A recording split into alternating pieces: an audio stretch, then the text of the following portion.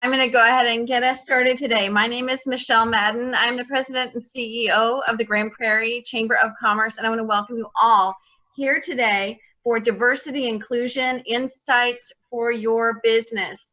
And we have some fantastic speakers today, and we are so honored to have all of them with us and taking the time out of their day.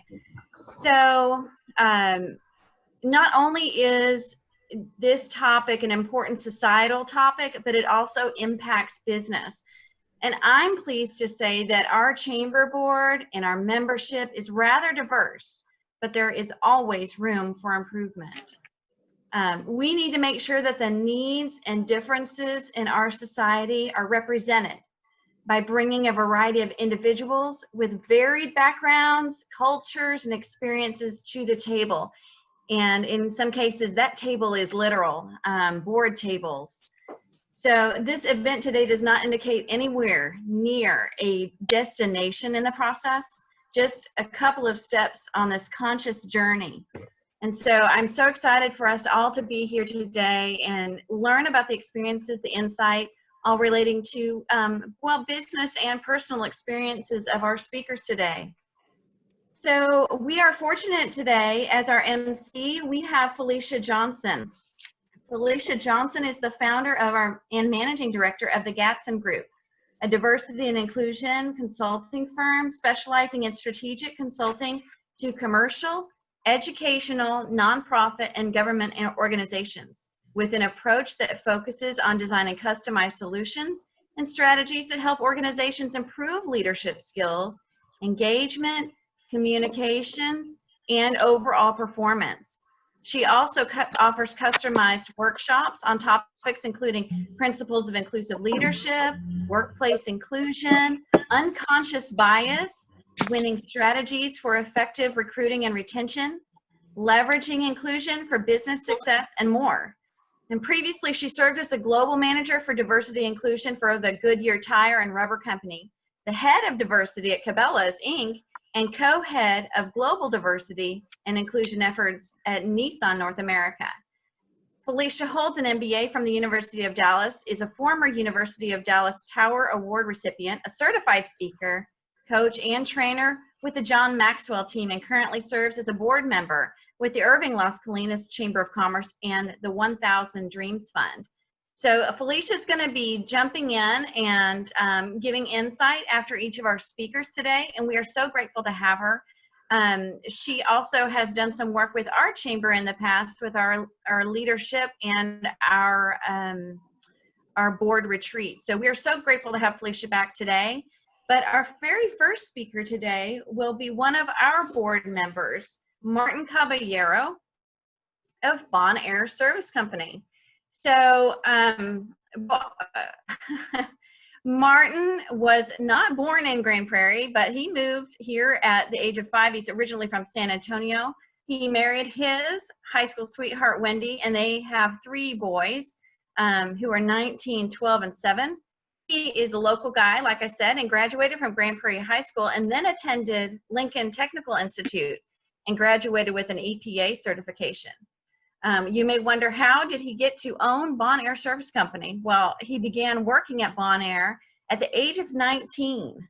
And Bon Air was originally established in 1971 by Calvin and Ruth Brundrett. But he worked there. He gained his state of Texas air conditioning contractor's license in 2018. And since the age of 19, he has worked in every single department of Bon Air, and I can't think of a better way to get to know and understand a company.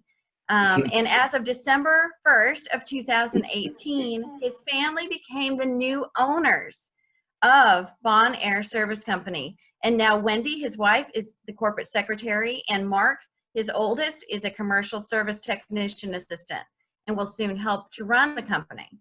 So not only does Martin do this and serve the community, he also serves as Vice Chair Diversity for the Chamber of Commerce. He's a branding iron, which is part of the welcoming arm of our chamber.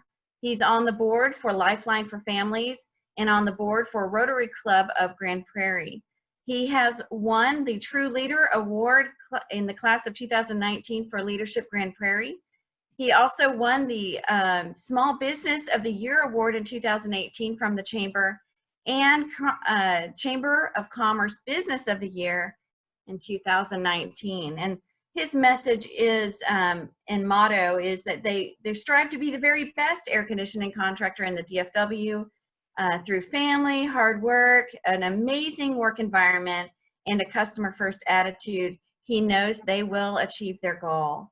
And so with that, I'd like to welcome our very first speaker, Martin Caballero, President, Bonaire Service Company, Inc. Martin. Good morning, everyone. Thank you very much, Michelle. Thank you for that. Well, I want to start off by thanking the Chamber of Commerce staff for all the hard work and dedication to present us with such great opportunities to grow our businesses and our organizations during this difficult time. I'd like to thank everyone who is on today. Felicia, thank you so much for being here. Such a wonderful experience during my leadership Grand Prairie. Getting to know you and you opening up that book for us was just amazing. It has helped me at every juncture since then. It's just amazing. And I have the pleasure of knowing, just like I was saying, a pleasure of knowing many of the presenters today. And I know that they bring with them a wealth of knowledge, just great, wonderful people. Like Michelle was saying, I moved here at the age of 5, have had the opportunity to experience many different things. I am the son of a farmer born in Lido, Texas. I am the son of an immigrant Mexican woman who came into the United States illegally back in those days, who knew and understood what it was to chase the American dream, to be something more than just that, to not just stay in place with what that was. I remember sitting at a dimly lit dining room table as my mother learned the 50 states and what the stripes meant and what the stars were, and being a young child, and you know, we hadn't even covered those things in school, and there we were making it happen. My mother believed so much in our education and so much in becoming part of this American melting pot that she was able to achieve full citizenship. She was able to take my 3 years older than me, I call my little sister, born with cerebral palsy. She went through the Grand Prairie GPISD. She graduated. She has her graduation certificate, and she never stopped. My mother fought and struggled. It wasn't easy. I had an opportunity to feel certain things at a young age and throughout my life, that the inclusion portion of what we're talking about today can be very difficult at times. Diversity is one thing, but inclusion is another. And my parents got to experience good and bad when it came to that. I'm sure we all have experiences to share, but I learned a lot from those experiences. I learned who I wanted to be and what I wanted to be like. I learned that I didn't want to have anyone else go through some of the things that my parents had to go through some of the things that, the experiences that pretty much left an impact on me, some negative, some positive, but I sit here with you guys as a proud business owner in a wonderful city that is very diverse. I serve on a board here with the Chamber of Commerce that when we sit in our boardroom and I look across the room, it is just amazing to see so many different faces and so much inclusion as everybody brings their thoughts and their experiences to the table so that we can be a better organization all the way around. The understanding the difference between the diversity and inclusion is something that takes time to learn, I believe, unless you invest in yourself and educate yourself on what that is. You can very quickly fall into bringing those two together and treating them as one and the same. Very different from one another. As our company began to grow, I began to see certain things. It's our job as business owners, it's our job as the leaders of our organizations to make sure that not only you understand the differences here, but that the leadership within your company also understands that. You don't want to develop small pockets here and there where people don't really understand and quite grasp. Everyone deserves the same opportunity. Everyone deserves to come in and try their very best and be included, have their thoughts be a part of the building process. That is what I believe has made us the strongest that we've ever been. That is what I believe has helped us become larger than ever before. This company will be 50 years old next year. And I still have our previous ownership as dear, dear friends. And when they come through this building and they come and visit, they just can't believe how amazing this is. I myself wake up every morning and can't believe how amazing this is. But the investment that we took to teach ourselves and to learn these things and to share that knowledge, to make sure that the furthest person in that organization understands that you understand the difference between the two and that you know that everyone is included, is extremely important. So I really appreciate the opportunity of being here today. Really appreciate the opportunity for us to share our wonderful experiences. And I thank you. I thank you all for this opportunity. Okay, well, thank you so much, Martin. We do appreciate, and Martin again is on our board and heads up our diversity pillar. And at this time, Felicia, do you have any insights you'd like to add before we move on to our next speaker? Well, just wanted to say good morning to everyone, and certainly to Michelle, Maria, the entire staff there at the Chamber. I am so honored to be a part, and it was so wonderful. It's always so good to see Martin again, and so I'm just so proud to be a part of the Grand Prairie Chamber family, and also looking forward really to hearing all of our speakers today.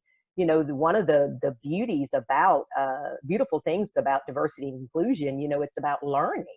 And so I am here to learn just as much from each and every one of you. And so I would encourage everyone that's a part this morning to, if you have any questions or comments, I know Maria is managing that part of the conference today. So please, we encourage you to ask your questions and just know that your Grand Prairie Chamber is here for you as a resource. And again, I am just so honored to be a part. So thank you, thank you, thank you. Wonderful. Well, thank you so much. And we need to see you again sometime soon, Felicia, in person, as soon as we can all get together. Consider that done. Well, our next speaker is also a board member and a member of the Grand Prairie Chamber of Commerce. Our next speaker is Eartha Wilson, as you can see on your screen, Vice President, Branch Manager of Wells Fargo Bank. And she is our Vice Chair of the Workforce Pillar. And I'm going to let you know a little bit about Eartha. Eartha is a native Californian. She attended California State University of Long Beach, earning a bachelor's degree in business management. She began her banking career in 1976 as an accounts representative for an independent bank with 6 locations. And Eartha worked extremely hard to excel her career, working many positions in retail banking as a vault teller, customer service representative, and operations auditor. She quickly promoted to a customer service supervisor before becoming the first African-American customer service manager to work at the head office in Downey, California, managing all the customer service supervisors at all 6 locations. Eartha later promoted to Assistant Vice President Loan Officer until she left in 1994. Eartha was approached for work with First Interstate Bank in 1994, which was acquired by Wells Fargo in 96, as an Assistant VP Service Manager in an underserved community in Compton, California. And she accepted the challenge and worked for a few years before becoming Vice President Branch Manager.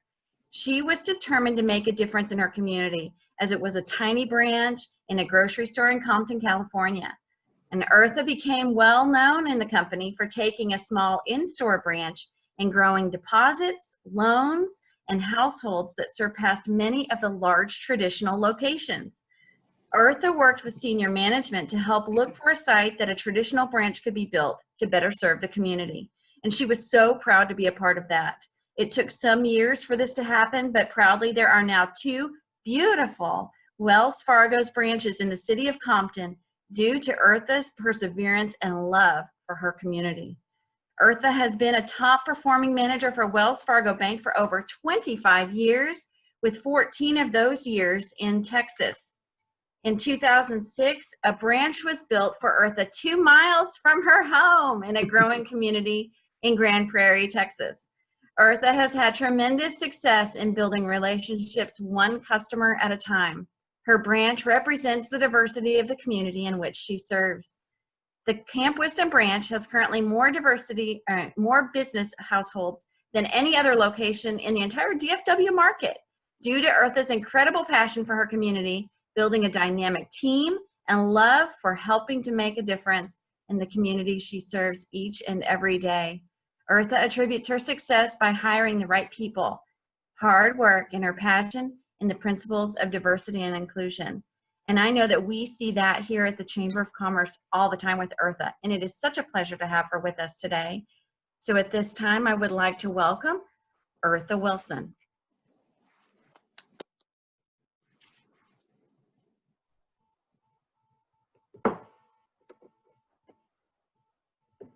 We're having technical difficulties. Eartha, we cannot hear you right now. Thank you very much, Michelle. I'm sorry I was muted, but I'm very excited to be here this morning to share with you workforce diversity management. Just very excited about that. And when we talk about diversity, first of all, diversity is the state of being diverse, a variety and a range of different things. The practice of quality, of including or involving people from a range of different social and ethnic backgrounds and different genders and sexual orientations. And when we talk about inclusion, we talk about the practice or policy of providing equal access and opportunities and resources for people who might otherwise be excluded or marginalized, such as those who have physical or mental disabilities and members of other minority groups. I define diversity and inclusion this morning because yes, there has been some progress, but we have so much more to do, and it starts with us. So as we talk about workforce diversity management, which is my topic this morning, you're probably saying, well, Eartha, tell me, what's my responsibilities as a leader? What should I do? And so your responsibilities is to make people feel valued, make them feel included, support them, and let their voice be heard. When you do this, you have more engaged, more supportive, more excited team members working for you. It's important to recognize and address your own bias. Seek, accept, and encourage diversity of people and thought. When we talk about bias, let's talk about a few of those.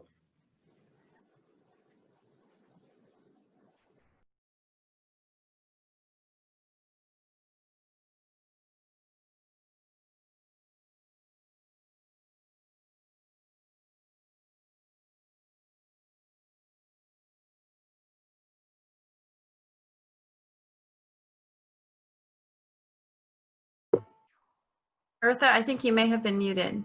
Yeah, we can't hear you.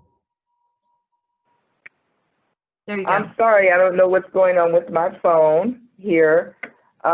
So I was talking about recognizing your own bias, seek and accept and encourage diversity.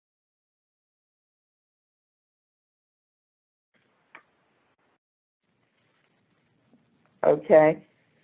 For some reason, my phone keeps muting and unmuting, and I don't know why. Can everyone hear me? Yes. Okay, wonderful. As I was speaking about addressing your own bias, seek and accept and encourage diversity of people and thought. And as we talk about that, normative bias is having an ideal of how things ought to be or how a person should be, which affects your ability to see them for who they really are. Performance bias is overestimating someone's abilities based on their background, such as associating a person's name. And then when we talk about maternal bias, is doubting someone's commitment to their chosen field because of things like their age, sex, ethnicity, sexual orientation, family status, or disability. It's important that we help our team by giving them the learning and development that they need. So when we talk about diversity learning, it helps to develop perspectives of others and helps them to learn how to foster more diverse and inclusive workplace. Diverse hiring allows you to use your company's resources and information for building an exclusive team. When we provide internal development opportunities, we help by providing training ECOBs, one-on-one coaching, and feedback, which helps to prepare your team members for up-and-coming new roles, as well as adding value. We can also provide external development opportunities, interacting with others that offers additional programs, memberships, and providing access to upcoming webinars, which can be an added plus in preparing team members for promotional opportunities. Ladies and gentlemen, you want your employees to feel valued for their culture and traits, and to know that they can fulfill their ambition and help your company succeed. People who are more engaged at companies with diverse and inclusion cultures. People, again, are more engaged at companies with diverse and exclusive cultures. Cultural diversity affects businesses in many ways, including the staff, recruitment, retention, and management styles, and the decision-making process, as well as relationships within organizations. Cultural diversity often improves the workplace by helping as learning experience for employers as well as employees. Workforce diversity management requires creation of an organizational climate in people with different cultures, social backgrounds, and being diverse in many other respects, whether it's age, gender, education, etc., can coexist and work with full and cooperation from one another. Workforce diversity management aims at making people work to their very best potential. Workforce diversity management is expected to work towards the best attainment of organizational goals. Workforce diversity management rules out any discrimination amongst people in any respect whatsoever. Ladies and gentlemen, did you know that companies with a diverse workforce are 35% more likely to outperform those without diversity initiatives? Let me say that one more time. Did you know that companies with a diverse workforce are 35% more likely to outperform those without diversity initiatives? This is huge. Does it make sense for you to focus on diversity and inclusion in the workplace Absolutely. So you're probably saying, Eartha, okay, it sounds great what you're saying, but tell me, how do I manage diversity effectively in the workplace? Well, there's many things you can do. First of all, you can slot problems and overcome them. This is not a perfect world. There are going to be some problems that happen, that occurs throughout the tenure of your business. So when you see something, write it down, address it, discuss it with your team, come up with a solution that can make things better. Treat people as individuals. Set objective standards. Communicate clearly and have clear policies in place. And accept feedback from employees. Your employees are typically your frontline people. They see more than you do as a business owner. They see more than you than your managers. They can definitely help make a difference. When we talk about the benefits of diversity in the workplace, diverse perspectives can foster innovation. Diverse teams perform better and come up with better ideas. Diversity can help your company become a global leader. And diversity will improve your work culture and help you attract better talent. Diversity improves your company's customer service. You know, when I think about customer service, I have a restaurant next door to me, Chick-fil-A. And I think why their line is so long all the time, one of the things that really stands out is you can go to a restaurant and they say, hi, how can I help you? But when you go to Chick-fil-A, they say, how can I serve you? That just sort of gives you goosebumps, right? Because it goes above and beyond what the norm is. And then you can call a company and the company could say, hi, welcome to XYZ company. How may I help you? But when you call the company and they say, hi, welcome to XYZ company, who do I have the pleasure of speaking with? Wow, that makes you feel a little bit different, right? And so when you think about how can you improve your customer service, talk about it as a group. I guarantee you, your team members can come up with some ideas that can raise the bar from where you were to where you want to be. So let's talk about how we encourage interaction.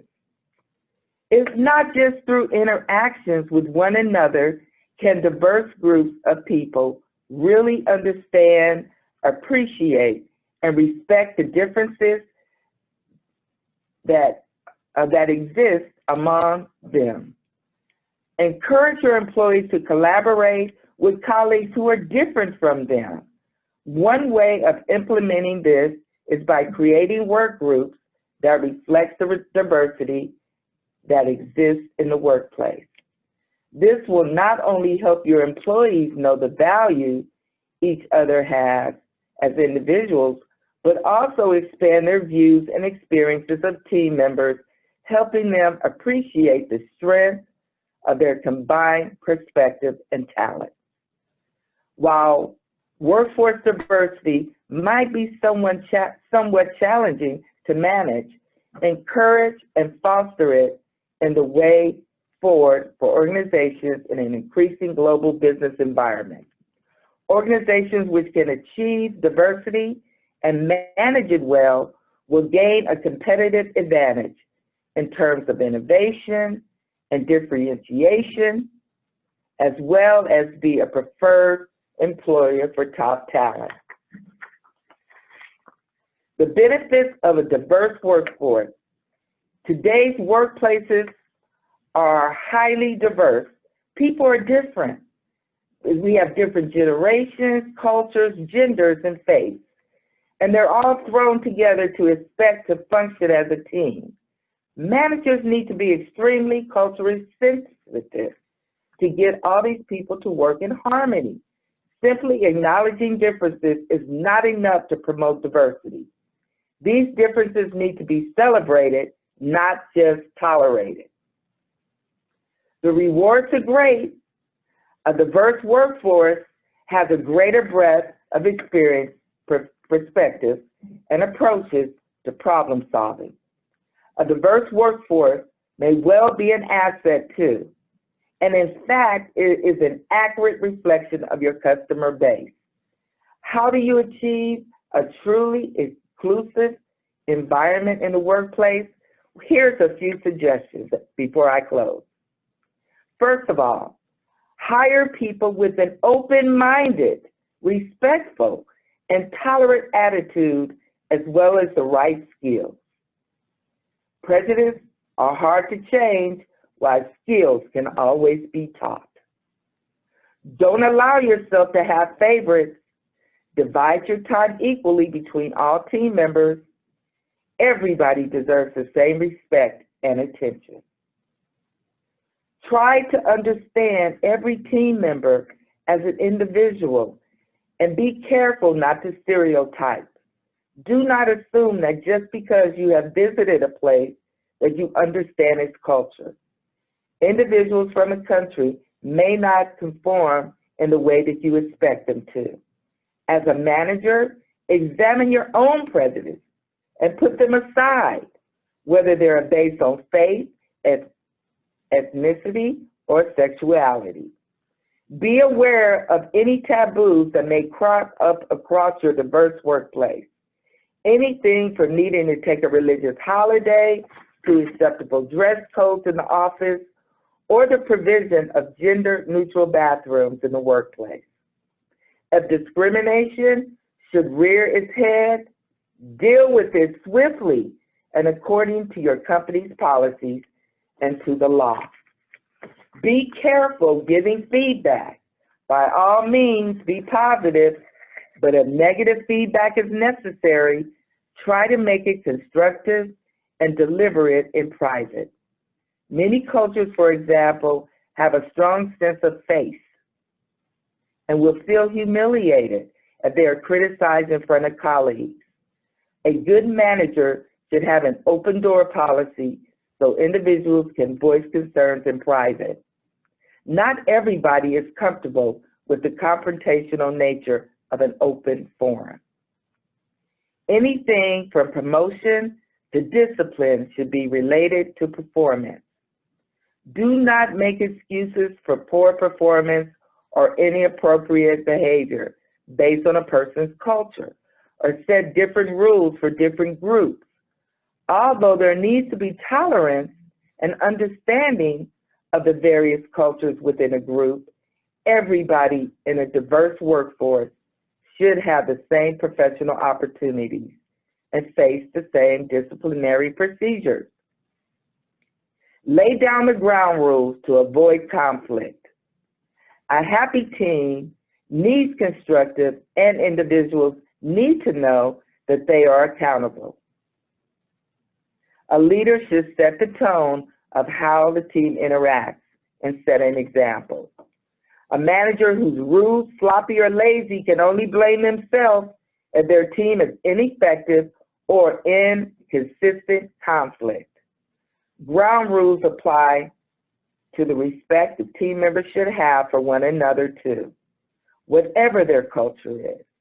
Many companies find diversity training for all employees, senior management included, is very helpful.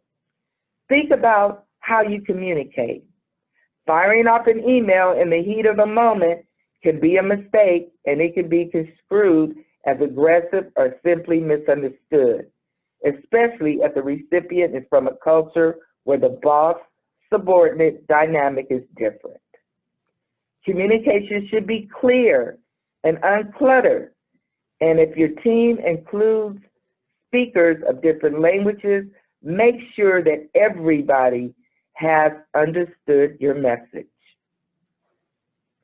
Share information so that team members feel empowered and equipped to do their jobs.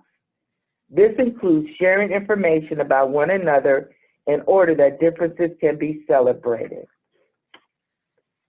And I close by saying, I encourage you to lead the way in terms of diversity and inclusion. Thank you so very much. Thank you so much, Eartha. We appreciate that. Thank you. Thank you. I know right now I have some questions for Eartha, and I don't know if any of our other participants here do. She has really brought to light a lot of things to think about. Eartha, are you available for some questions? Absolutely. Okay, well, I'm going to kick it off, and I mean, you really did cover so many great things, and I wrote notes throughout. So, do you think that diversity training should be an onboarding event or an annual event within a company? What are your thoughts on that? I think it should be an onboarding event because if you set the tone from the very beginning, I think it opens a lot of individuals' eyes that they're going to be people that I work with that's different than me, and one person is not all the time correct, and so you have to listen to the voices of others, and it's okay sometimes to disagree to a statement that someone says. Some people say agree to disagree. But I think it's good to be open and honest and talk about things that are important to you so that you can come up with a balanced resolution to whatever a topic could be. And so with different cultures, if you walk into my location, you'll see so many different ethnicities, team members from different countries and different places. But we all find a way to get along well, respect each other, and it starts from the very beginning. And I think that is an important part of the onboarding, is to make sure that everyone is able to work together and to respect each other. Okay, we have a question on the group chat.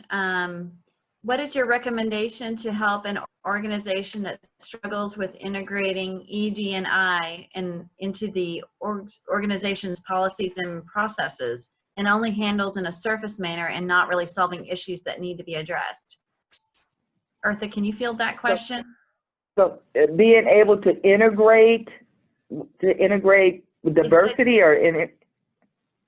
I guess maybe, is that equality, diversity, and inclusion into their organization's policies and processes? How would you recommend an organization that struggles integrating all that, get that into their processes and is currently not really dealing with it, it looks like? Okay, I feel that if some people just don't know, sometimes you don't know. And sometimes, as I spoke earlier about being biased and being prejudiced, a lot of people only hire people that look like them. It starts with the hiring process, and it starts with the recruiting process.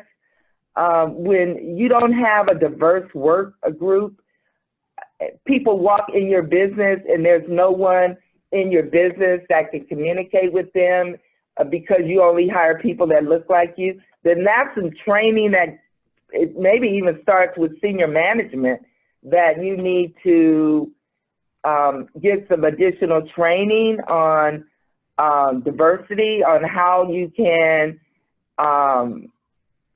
maybe work even on yourself and being a little bit more open about the hiring process and giving other people opportunities that can really help to soar your business. Because when you have a group of a team that has different ideals, you come up with better things than just being closed-minded to one particular way. Well, it's always been this way, so it seems to be going okay, and so I'm okay with it. No, it's not okay. It's not okay when you don't have an open mind. No, it's not okay when you look at someone and just because of maybe the color of their skin or that they have an accent that they won't fit in. And so it starts with educating yourself with what you know, be open-minded of allowing opportunities for others that can help really enhance and build your business in a different way that maybe you didn't even see yourself. And so I think it really starts with having an open mind from the business owners, senior management, the decision makers. It starts there. And Eartha, I wonder too, kind of along the same lines, you talked about having people that look different than you. I don't hire a bunch of white blonde-haired girls. I think some of that, and I wonder if you would agree, is really a subconscious thing. We are drawn to things that are similar to us. And so would you agree that you have to be really, aware, self-aware, and very conscious of your decisions, especially in the workplace, because it's a natural thing to be drawn to something similar to yourself. Absolutely. Absolutely, Michelle, you hit that on the nail. And so, I look back to when I first started in banking back in 1976, women could not be branch managers. They did not have one woman branch manager, and I scratched my head on that. And I remember, I was just a new person coming in, and the first thing I said, why is this? This doesn't make sense. And so women could only be assistant managers. They could not be a branch manager. And I was determined to be one of the first ones to make that change. And I worked extremely hard to get where I am today. And I'm just very thankful that things are still not where they need to be. They're nowhere close to where they need to be. But there is some progress. And as long as we recognize that there's some issues and that really needs to be addressed. And, I'm happy that we're having this meeting today on diversity and inclusion. I recommend we have another one maybe on race, because there are some disparities with people based on their race. And so that would be a good topic maybe down the road for us to talk about. And it's real sensitive, and we've had a lot of diversity and inclusion conferences within my company, and it really opens eyes to a lot of people that they maybe didn't see, that they were saying things or doing things that were really inappropriate or maybe hurtful to others, because that's just the way they did things. And so it's not okay, and it's not appropriate to maybe say things to people that think differently than you.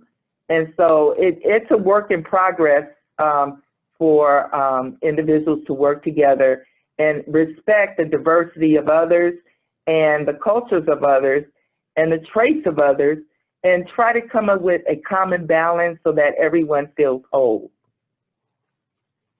I agree. I don't know if there are any other questions out there, but I do have one more, and I'm wondering, I know you worked really, really hard to be able to, one, show them the fact that, there was no good reason why you couldn't be a branch manager, but I do wonder what you did, maybe some specific things you did, because there's only so far, I think, that letting your work, speak for itself. But sometimes you gotta, I think, shake somebody a little bit, grab them by the shoulders and say, look, look, and ask for what you want. So I'm wondering, do you remember what specific things you did to sort of make yourself seen and your desires understood and acknowledged? I'm very boisterous, Michelle. I have no problem opening my mouth and when I feel that something is not fair. I speak of my strengths and what I've provided as far as value to a company and what I personally do to make a difference each and every day. And when I look directly in someone's eye, I don't blink. I have no problem saying, this is what I contributed to this company. These are the results that I've been able to provide to the success of this company, and I'm very deserving of this. You're not giving me anything that I didn't work for. And I think when people close their mouth because they're afraid to speak and speak the truth about their contribution to their work. Yeah, sometimes you have to work 10 times as hard, depending on your race, and I'm just being honest about that, in order to get recognized. But in the end, it's well worth it. And to me, if you want to reprimand me for being honest, you go right ahead and do it, because there are some people that don't have an open mind, that feel that they're right all the time, and it's hard to change their perspective. But I'm very good in documenting things. I keep copies of everything that I write down, things that I do. So if I have to make a presentation to upper management, I have my I's dotted and my T's crossed. That's the way I've always worked. That's been my work ethic from day one. And I don't give in easy. I continue to fight and strive, whether it's for me or whether it's for a team member of mine. If I feel that someone is deserving of a promotion, I will go all the way to as far as I can go to present my case of why I feel this way. And I've done that for several team members within my organization, that I had to go to not even my immediate boss, but maybe my boss's boss or someone else, to say, this is what this person has done and they're very deserving of it. And I fight for it, even if sometimes it's no. They may give me, okay, well, I'm not able to let the person stay at your branch, but I can promote them in another district, or I can give you another banker to help because my goals went up 150% more than anyone else in the whole DFW market. So there's been things like that has happened, that I will go and speak to someone and say, this is not fair to me and this is why. And I think you have to voice your opinion. You can't just hold everything inside and think that, oh, it's going to be okay. No, it's not okay. Not when you see things happen that aren't fair. And so continue to write things down. Don't be angry. Don't be angry when you present yourself. Be factual. Mm-hmm. And you bring that's what I do. You bring up a great point, that in this effort to show inequalities is the documentation and measuring of your, the measuring of your successes, and that would ultimately really bring to light, in a factual way, if you're dealing with someone who just won't get it, that, across the board, you bring something tangible. And so that's even further proof on top of it being right versus, just doing somebody a favor.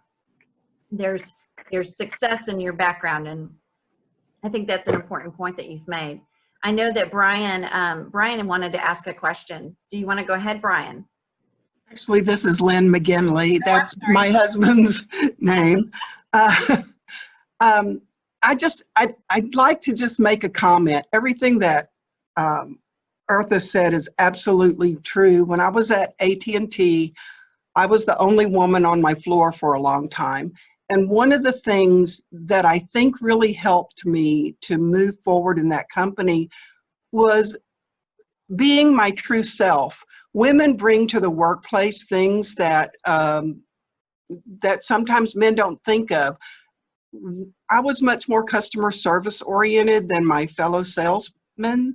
And so just that care of the customer helped me grow my market.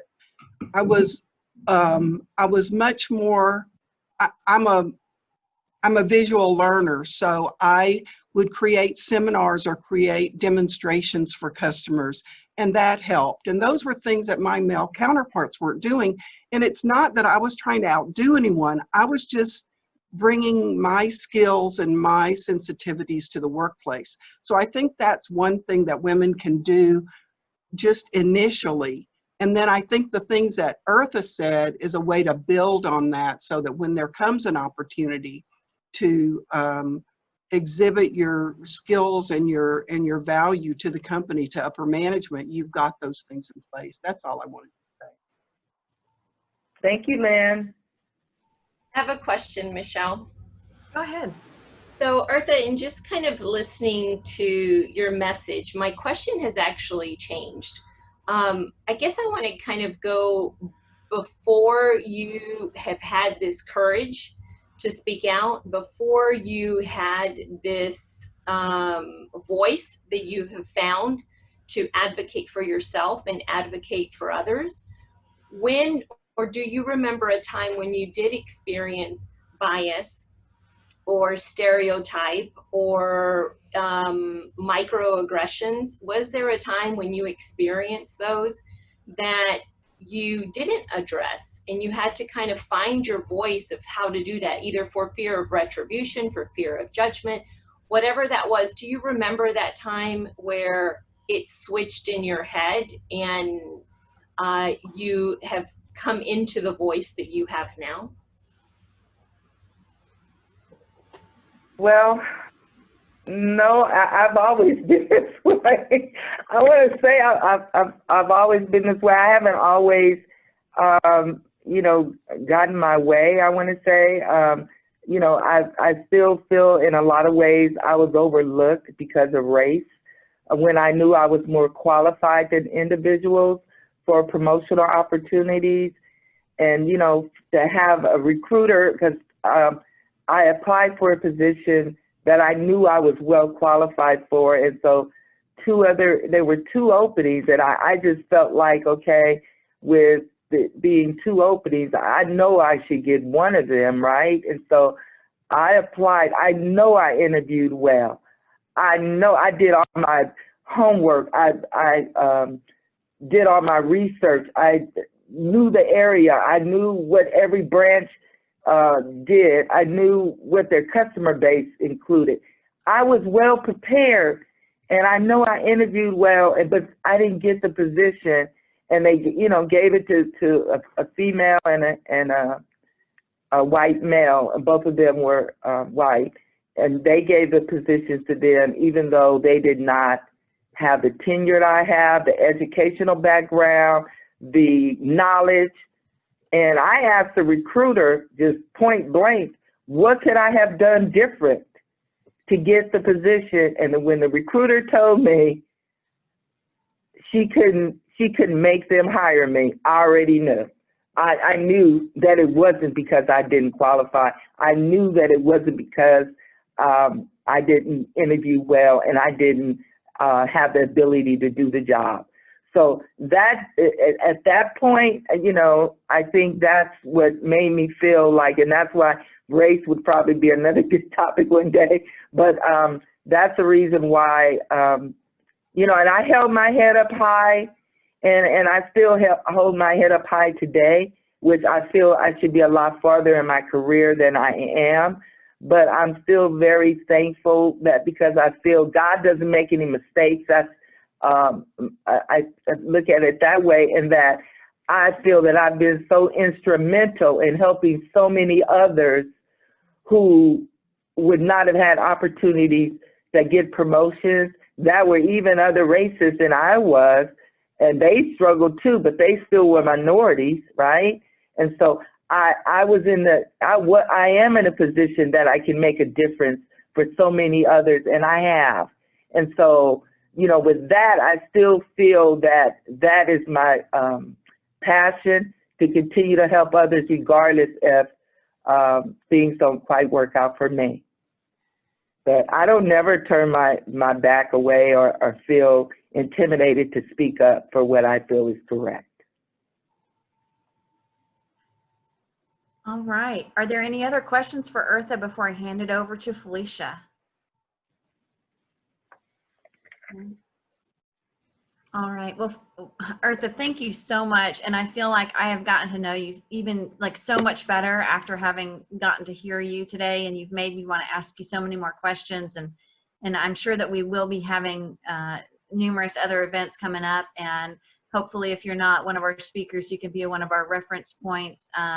We've got a lot of work to do, I think, in society as a whole. am excited to have you on board, and as a great person to be able to reach out and communicate to our members to open their eyes and make sure that they're doing the things that they should be doing, and making our business community that much more inclusive and very aware of the things that we may be doing inadvertently as well. So thank you so much, Eartha. Let's give Eartha a hand. Thank you very much. Thank you, Michelle. Thank you, everyone. And at this point, we're going to hand it off to Felicia Johnson. Thank you very much, Michelle and Eartha. That was absolutely incredible. I wish everyone could see my papers. I've taken three pages of notes just from your presentation. So I am a fan. So thank you very much. So just a very brief recap on everything that we've heard, just to reference very quickly back to something that Martin had noted when he first opened us up, and actually Eartha had referenced this as well. And that's just really being cognizant of the difference between diversity and inclusion. And we really cannot stress that enough. As was indicated in my introduction with Michelle, I conduct quite a few training classes and so forth, and webinars and workshops. And I always make it very important to let people understand that diversity is a fact, right? It's just simply a fact. It's a fact in terms of those things that make each and every one of us, who we are as unique individuals. But inclusion is a behavior, right? You're not inclusive simply because you say you are. It just simply doesn't work that way. And so for a person to be inclusive, what that means, and I think Eartha had actually used the term, you have to be intentional. And so again, it's very, very important to understand and level set that difference before I think you go any further. Something else that Eartha had touched on that I thought was very key, where she talked about how you want your employees and your people to feel valued. And that is very important. But I can assure you that that will not happen if you don't treat them as such. So again, you can say all day long, oh, I value you, but are you exhibiting those behaviors that evidence that? Also, I love what she said about communicating clearly. Again, very, very important.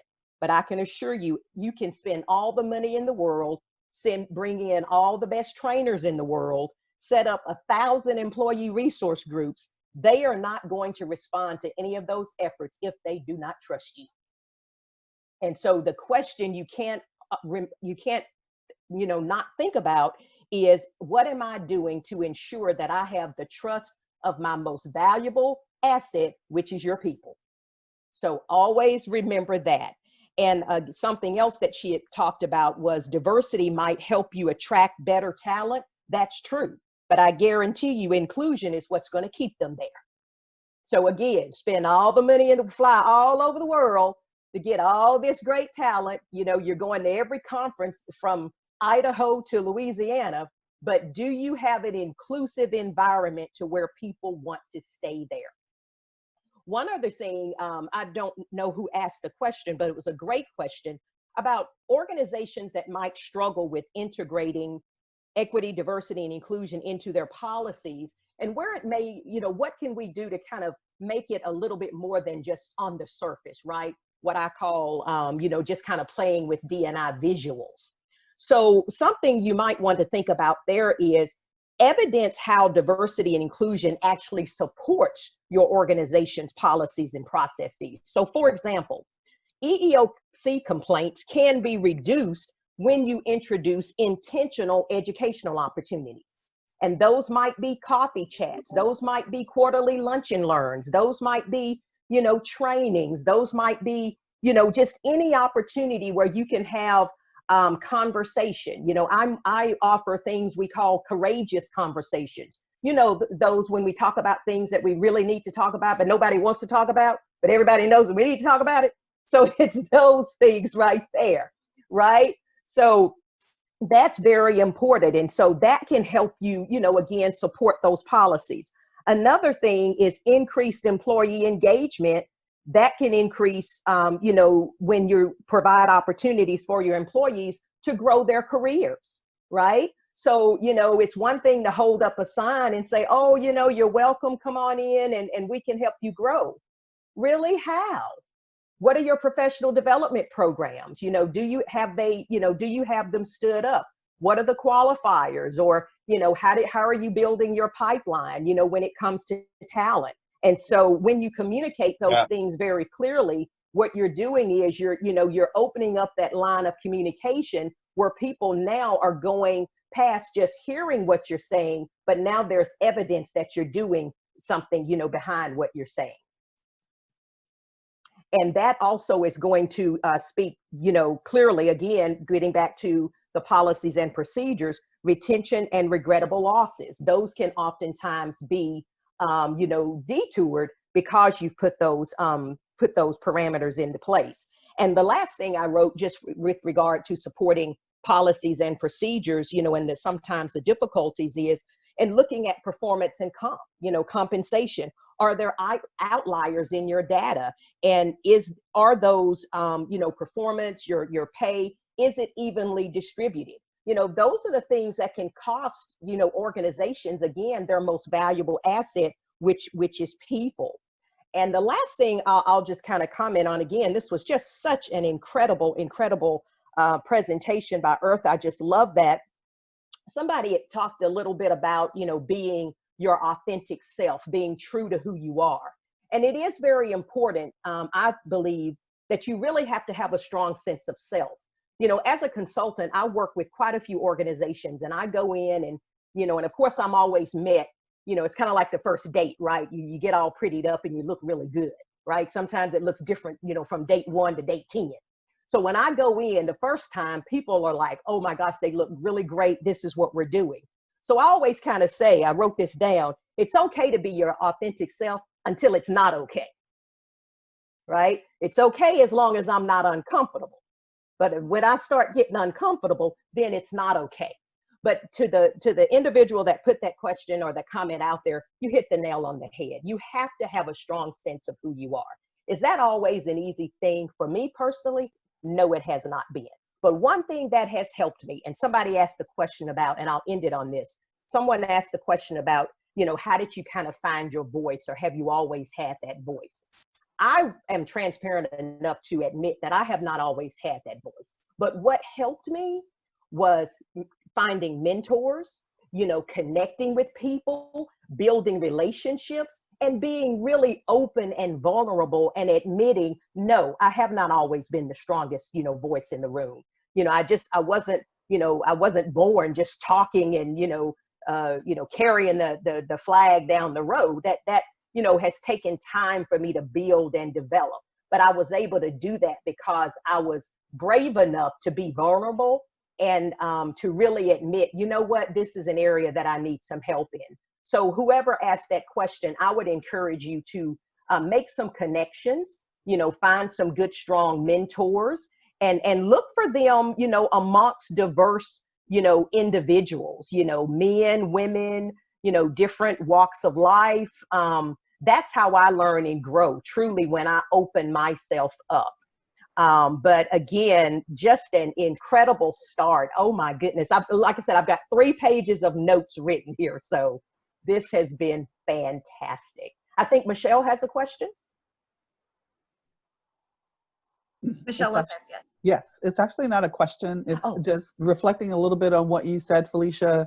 In our understanding unconscious bias training that we deliver, this is something that I enjoy doing a lot, and it's really helpful. And I kind of do it like on a quarterly basis. It's called a network audit, where you just look at all the different people that you typically go to, that you interact with, and really kind of look at, who am I hanging out with? Who am I networking with?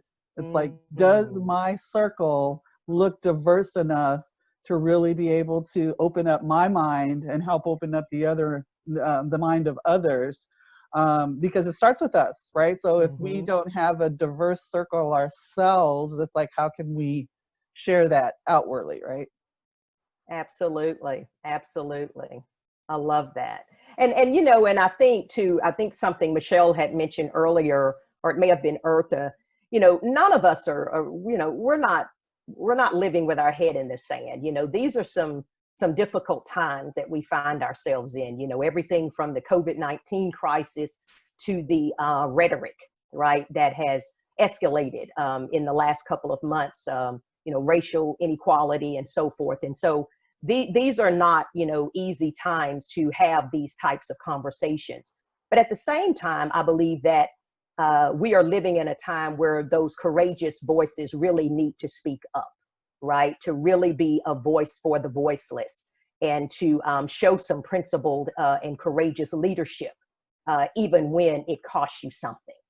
And so I believe that each of us certainly have something that we can do. And don't think that anything that you do is too small, right? I believe that we are all gifted in some manner.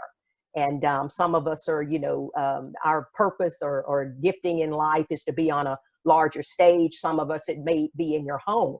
But just know that that stage is just as big and has just as strong as impact, you know, as something you may see on television. And so, but all I can say is that my name is Felicia and I'm your friend.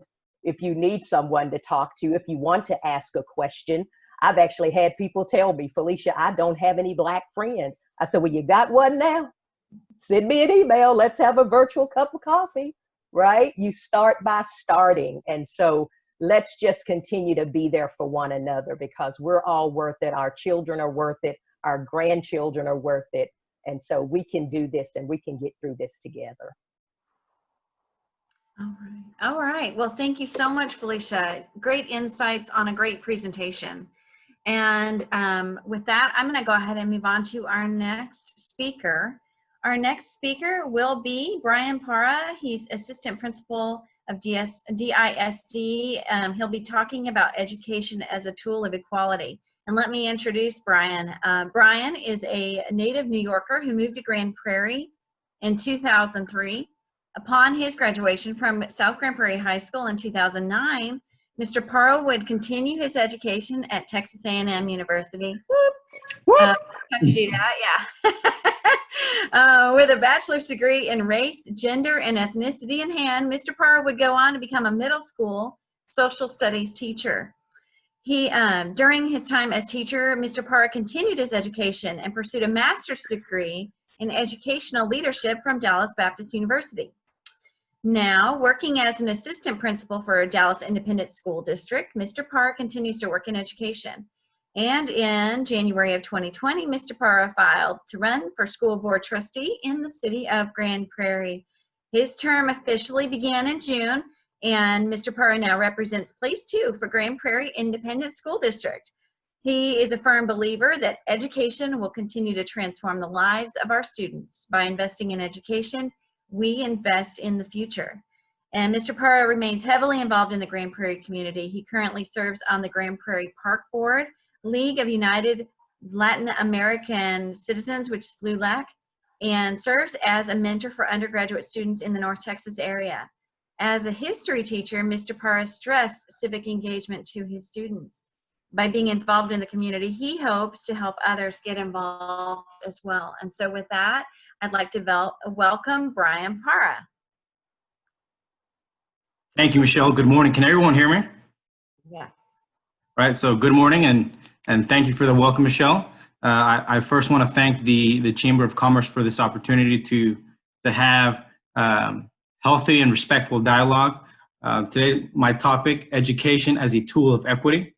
I will go ahead and share my screen. Let's see. Share. Can everybody see my screen from the beginning? Yes. Okay. Yes. So today's topic, or my portion, I've been working in education for the last 6 years. When I went to Texas A&M, my intention wasn't to become a teacher, but it wasn't until I was exposed in a classroom how lack of diversity can affect students. So just a little bit about my background. I have been a resident of Grand Prairie since 2003. I did go to Texas A&M University, I kind of aimlessly wandered. I heard in a previous conversation the importance of mentorship. I didn't have that guidance going through college, so I know trying to find a major and a field of study was very difficult for me, since I didn't have someone that I can follow, and I didn't understand the concept of what a major was and equating that to a career path. So during my undergraduate career, I struggled a little bit. But when it was all said and done, I was able to graduate with a degree in race, gender, and ethnicity. And now with things that are going on in society, I feel that it is a topic of study that we have to open up for others. After graduating from Texas A&M University, my first job was actually as a substitute teacher for Grand Prairie. My intention was not to become a teacher. I'm a teacher, everyone.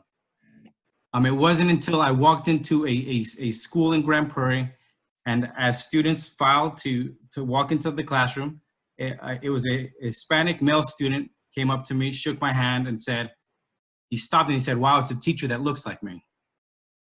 At that very moment, I think that was the single most transformative moment in my life up to that point. I didn't have a career path in mind after graduating college, but at that very moment, I knew what I owed to my community, and I knew what I needed to give back to students. I started to look into the numbers, and I realized that there was a shortage of male Latinos in education. Of all persons that are teachers in education, 3% are Hispanic.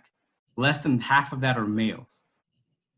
So my question is, how can students, in particular students of color, envision different career paths if they don't see people that look like them in those career paths? That work, not red people. And you will see that across many fields of work. So just to continue, I knew that at that point, education was going to be transformative.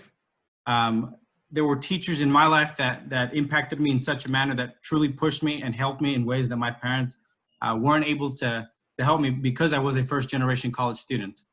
So for the next 5 years after I became a substitute, I went through a certification program, and I became a social studies teacher for the next 5 years. I taught Texas history for 3 years. I taught U.S. history for 2 years. And one thing that I noticed as a social studies teacher was that history is all about perspective, and who was missing from this perspective. History in the United States is taught from a very Eurocentric point of view. So my question was, where are Hispanics in this time, and where are African Americans during all this history?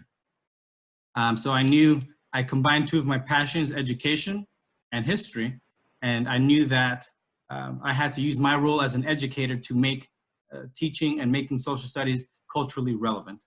I actually just finished my last year the previous year as an assistant principal. If you thought the numbers for Latino males as teachers was low, that number gets even lower as you're making your way up through up the educational career path. I'm also a member of the League of United Latin American Citizens, which is the oldest and largest civic organization dedicated to serving the needs of the Hispanic community. And then this past year, or actually less than a month ago, I had the opportunity to swear in as the newest school board trustee for Grand Prairie. And for the first time in history, there are 3 Latinos on the Grand Prairie Independent School Board. So for me, it's all about breaking barriers and showing my students and showing those around me that education is transformative, that it is the potential for education is completely exponential, right? It transcends what people what the bias that people have within themselves. So before I continue, just to go through a couple of Zoom norms. If you have, I've noticed that everyone's already muted themselves. If you have a question, please do not hesitate to stop me and ask. The more interactive this is, the deeper our conversation can get. If you feel a certain kind of way about anything I say, there are the reaction emojis. You can clap, thumbs up. If you don't agree, that's the beauty of the society that we live in. As long as we remain respectful, of our conversations. I believe that in order to grow as persons, that we have to realize that there are differences of opinions, and as long as that we agree to disagree, that's only the truest way to continue to grow as individuals. If at any point during the presentation you have any questions, please feel free to type into the text box, and I will do my best to reach out and answer those during the course of the presentation. If a question comes up at any other point, please feel free to reach out to brian.para@gpisd.org. So far, any questions? No questions, so I'll continue. So as I mentioned before, I've been able to combine my two passions, which are history and education. So for my presentation, I wanted to add some historical context to how education has looked in the last 70 years, and identifying the inequities that we have in society and targeting them from an educational perspective. This presentation will be divided into 3 parts, with part number 1 being education in Texas in the last 70 years. Part 2, schools as centers of the community, and how we as members of that community can serve and aid our schools within our community. And then part 3, schools as a place for learning, diversity, and inclusion. So two definitions. Diversity means understanding that each individual is unique and recognizing our individual differences. These can be along dimensions of race, ethnicity, gender, sexual orientation, socioeconomic status, age, physical abilities, religious beliefs, political beliefs, or ideologies. It is the exploration of those differences in a safe, positive, and nurturing environment. And I definitely want to mention Ms. Felicia Johnson. I love your definition of inclusion. It comes down to being intentional about diversity.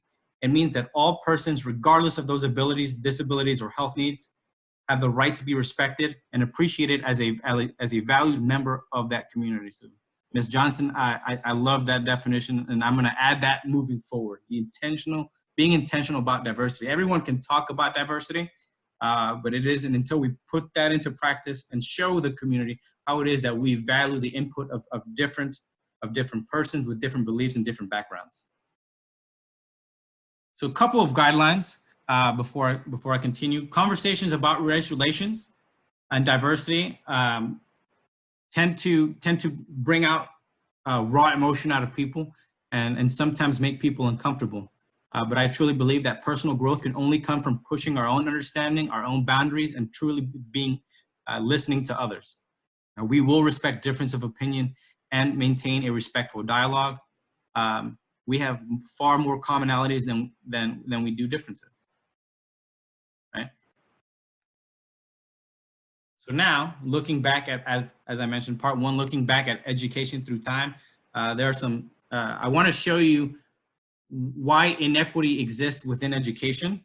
And if we are to target, if we are going to be intentional about diversity, it has to start in our schools. So I want to start off by mentioning a Supreme Court case, Sweat versus Painter, 1950.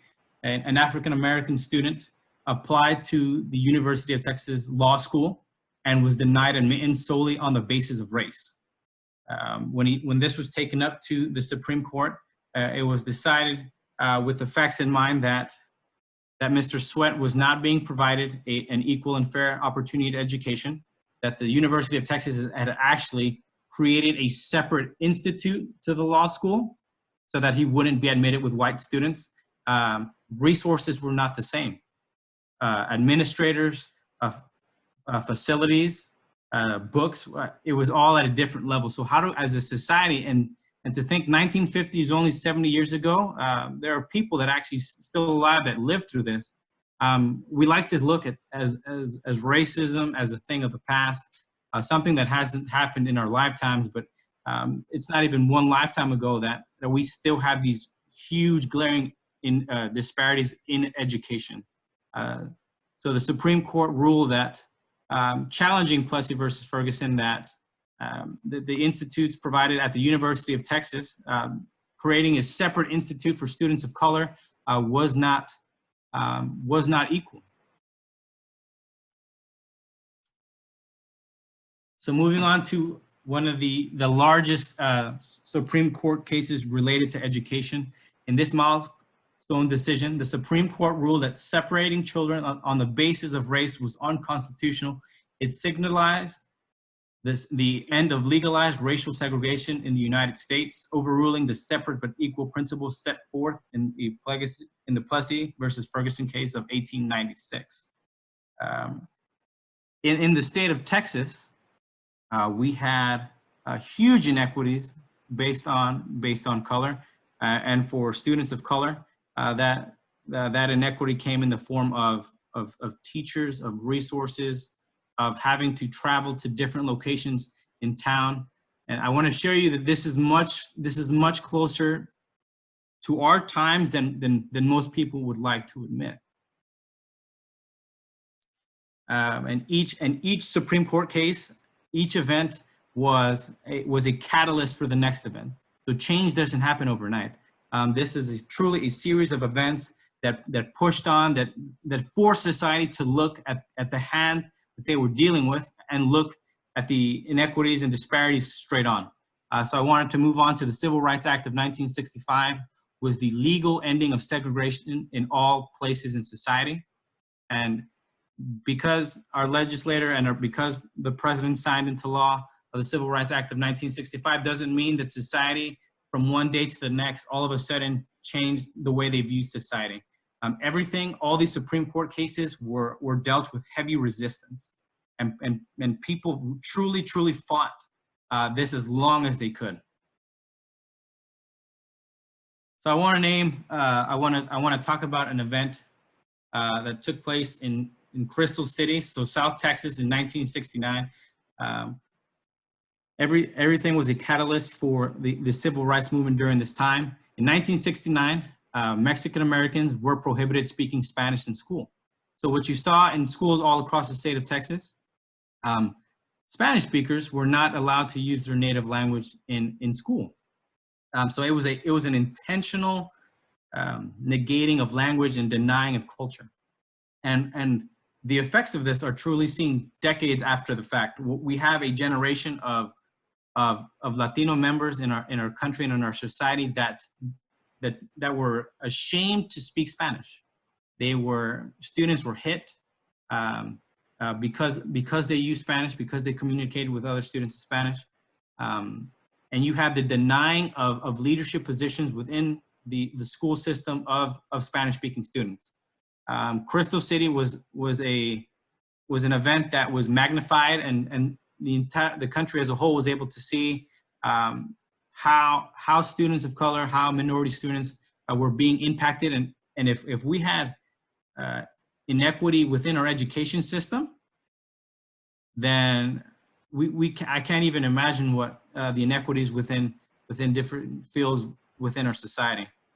So on top of the fact that the Hispanic students were not able to use their native language, in this case in particular, you had female students that had applied to be cheerleaders in their school and were denied the role of captain and vice captain within their cheerleading squad.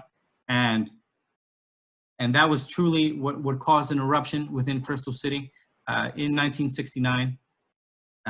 You had these female students went home to complain to their parents that they were denied the ability to take leadership within their cheerleading squad merely on the basis of their race and their culture. When they went to administration to discuss these problems, they were told that they had met their quota, that there was no more room, that the white students, that those roles were primarily reserved for white students. And if I've noticed in society, it is always a great woman behind the catalyst of great movement. These female students went home, spoke with their mothers, and what you saw was truly a cultural revolution in the city of Crystal City. In that southern Texas city, Latinos were the majority, but they had no true political power. Anglos were overly represented on the city council, on the school board. And so Latinos truly didn't have the ability to influence policy within the school board. So you had students walk out of their school, and within the next 2 years, you had a complete overhaul of city council and the school board. You had people running for office, and now you had much more representation on those boards than they had in those previous 2 years. So I want to ask you all, I'm going to give everyone a minute. Why was diversity important in this event? I'll give everyone a minute to think about their response, and I'll have a few people give a response and type into the text box as well. Why was diversity important in this event in Crystal City?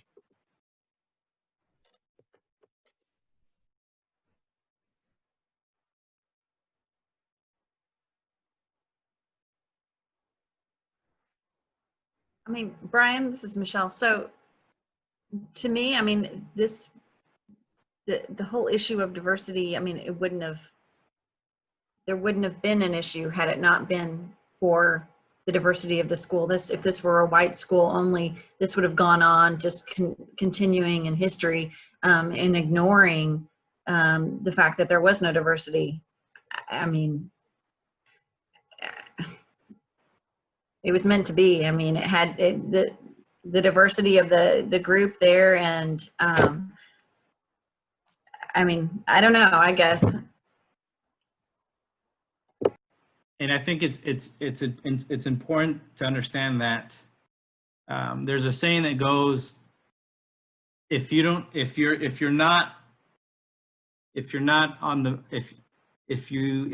have a say so in the policy and the decision-making process, if you don't have a seat at the table, you're on the menu. And then add on to that, you pull up, if they don't allow you to sit at the table, you pull up a chair. It isn't until we continue to push difference of ideas, difference of opinion, difference of culture in all aspects of society. Anyone else want to add on to why was diversity important in this event? And just some further background, people like to reference Crystal City 1969. There have been plays that have been created as a result, and is one of the catalysts for the Latino person's role within the civil rights movement. Good morning, this is Capri Francois. The reason why diversity is important in this event is because our communities should reflect the way it looks. So at a school, for instance, it doesn't reflect the community if you have people excluded. And if people are excluded, then you will never have harmony and peace in that area. So that's why I feel like diversity was very important in the Crystal City situation. Thank you. All right, I'll do one more before I move on. I think also, Brian, is if you don't have that representation in the classroom to understand where that student is coming from, understand where that family culture is coming from, can you really meet that child and their needs? And when you have a child who is growing up in a bilingual environment, you almost have to create this alter ego where you show up at a school one way and you're expected to show up at home another way. And so when you don't have diversity reflected in the leadership of the classroom, reflected in those who are helping put the curriculum together, who are teaching, then you miss a large portion of kind of what that population represents. Thank you, Susanna. So I'll go ahead and move on. Next court case, Lau versus Nichols of 1974. It was in this event took place in San Francisco, a city with a large Asian community. And what was determined out of this court case was that San Francisco School District was not supporting the appropriate resources necessary to provide the students a fair and equal treatment in the educational system. So what we've had within the last 40 years, we've had students that speak where English is not their native language, and our school systems have been failing them by not providing the resources needed. In this court case, in a school, if you have 10 or more students that speak a language other than English, it is the responsibility of that school to provide the accommodations and the resources to provide that student a fair and equal education. In this case, Chinese students, you had over thousands of Chinese students in San Francisco that just sat in classrooms taking instruction in English and not truly understanding anything that was going on. And teachers wouldn't address the issue. They wouldn't search for the help or the accommodation. So we had students just falling through the cracks. And San Francisco has a huge Asian population. Here in Texas, bilingual education, in particular for the last 30 years, people have fought against bilingual services for our students. We have had in the last 50 years, we've had a huge influx of immigrants, in particular from Central and South America. So we have in our school system the largest student group that is growing within our state is the Latino community. So we have a lot of students that do not speak English, and schools were not doing their part to educate our students fairly and equally. There are administrators that I have had as mentors that fought in particular during the 80s and during the 90s, where school districts intentionally would do everything in their power to avoid having to provide these services, whether it was the misclassifying of students as English language learners, whether it was not being conscious in their hires. With this influx of Spanish-speaking students in our Texas education system, naturally, our system became overwhelmed. We do not have enough teachers to satisfy the need of Spanish, of instruction being provided in Spanish. And to this day, that is still a struggle that our Texas system has. If you are a bilingual teacher in Texas, you are not out of a job for very long. I can guarantee you that. But the fact that as recent as the 70s and the 80s and the 90s, people were still fighting in our education, fighting against our students having a fair shot at equal and fair instruction in school. This is not 100 years ago. This is not 200 years ago. This is as recent as 20, 30 years ago. People intentionally fought against providing a fair and equal education to our students. And in this case, in the state of Texas, to our Spanish-speaking community. People that made this policy, people that fought against this growth are still in education, right? These people, there are people that still share in this sentiment, which I feel makes this conference today so important, because as a community, we have to realize that there are inequities in our society, and we have to tackle them head on. So how did schools fight segregation? So even after 1950, after important Supreme Court cases, Brown versus Board of Education, which legally ended segregation in school, the culture in Texas at the time, school districts did everything to fight the desegregation of our campuses. You had many districts in the state of Texas that purposefully ignored the Supreme Court order. There was the intentional intimidation of African-American students from attending schools. You have Anglo parents, they removed their children.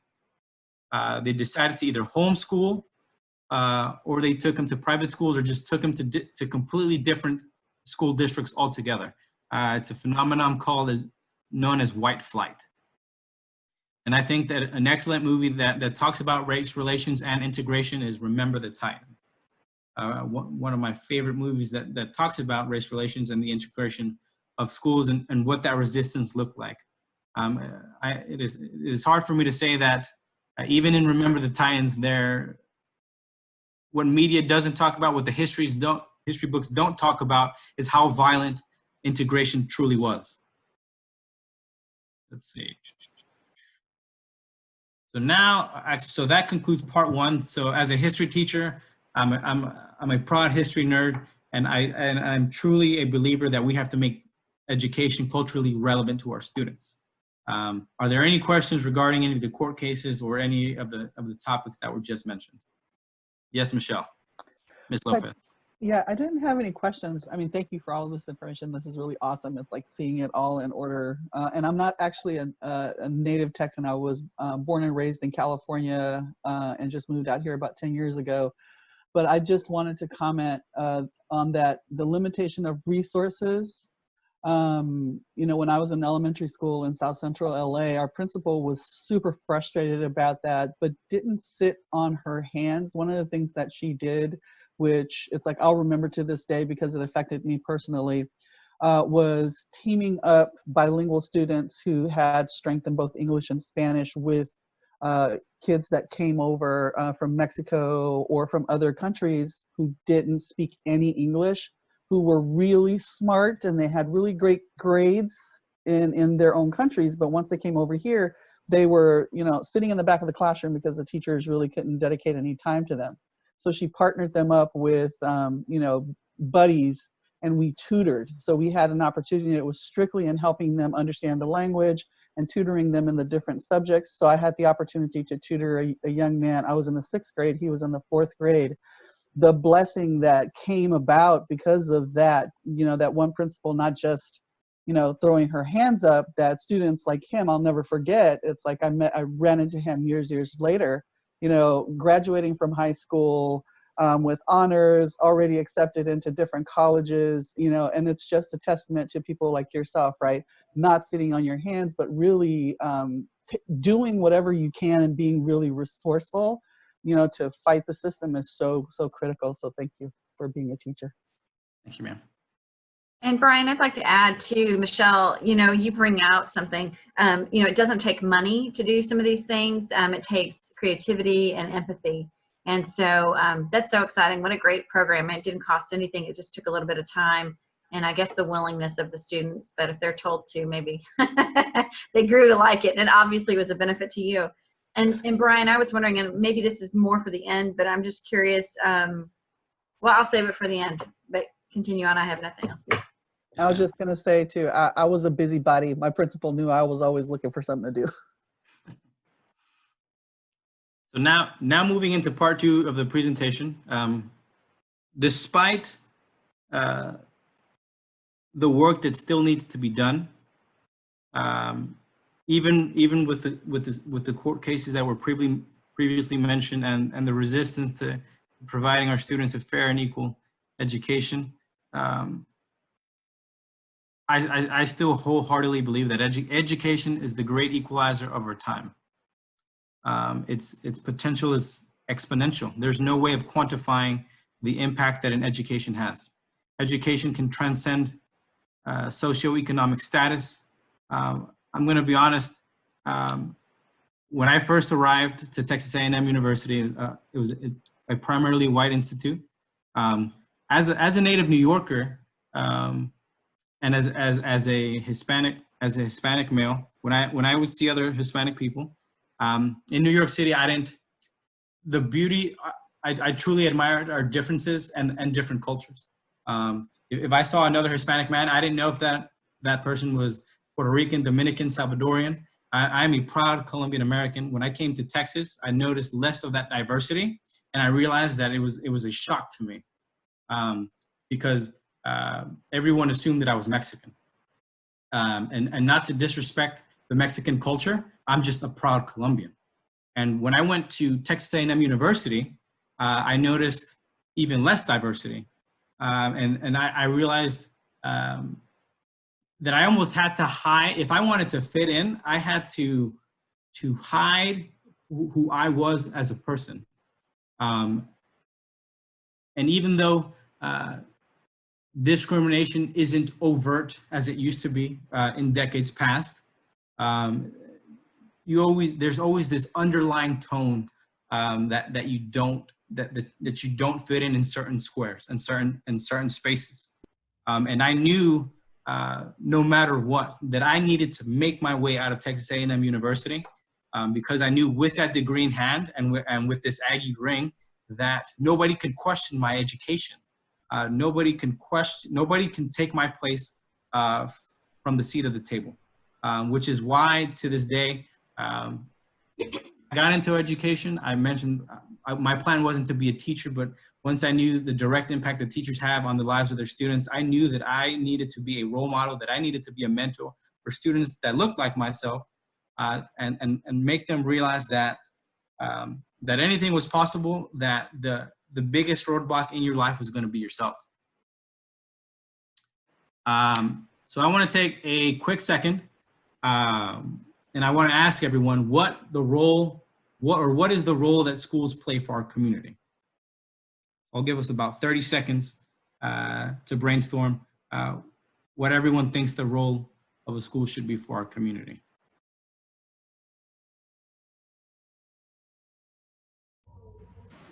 I mean, where do you start? I think that there's so many roles that the school plays in the community.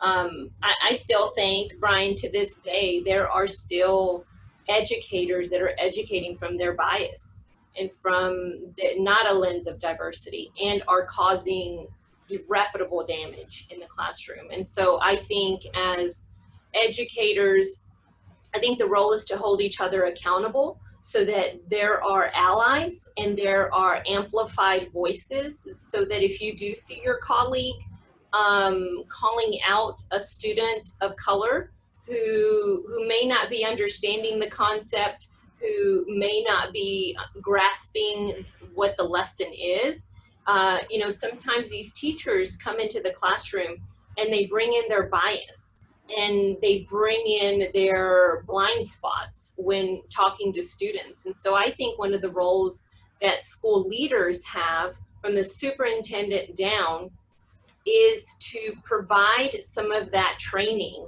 to teachers, to educators, so that they understand not just the color blindness, the biasness, the blind spots, unconscious manner in which they teach, but also making it a continuous conversations to learn. Like just learning your history, Brian, said a lot about your journey. All of our kids have that journey in so many different ways. And then you add on top of that the new kind of buzzword of trauma and mental health and what kids are experiencing.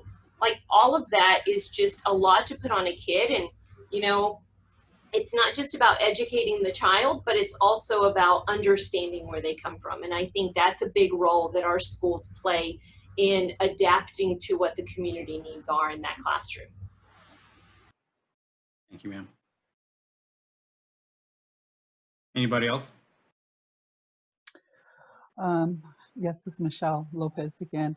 I think for me, when I think about the role of the schools in the community, I mean, first and foremost, you know, for our children really is to establish a level playing field, create an environment in which kids can come and thrive, because when they are able to, by the talent of the teachers, to be able to identify the native genius in the different children and helping them to see their own potential and then put that potential to use and start to grow and all of that, the children actually take that back home, right? So depending on the community itself, so let's say it is a community that, you know, is of immigrants, so where, you know, some of the parents actually didn't even complete school, and that was some of the things back in LA that I witnessed.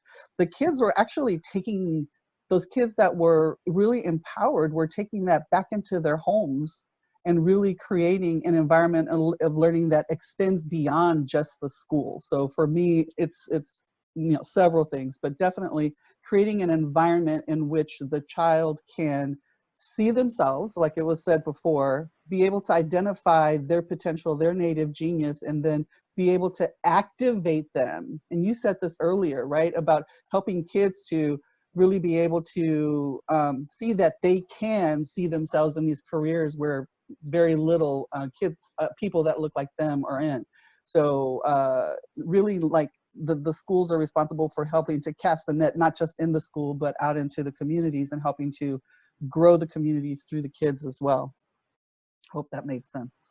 Thank you. It did. Thank you, Ms. Lopez. So here are a few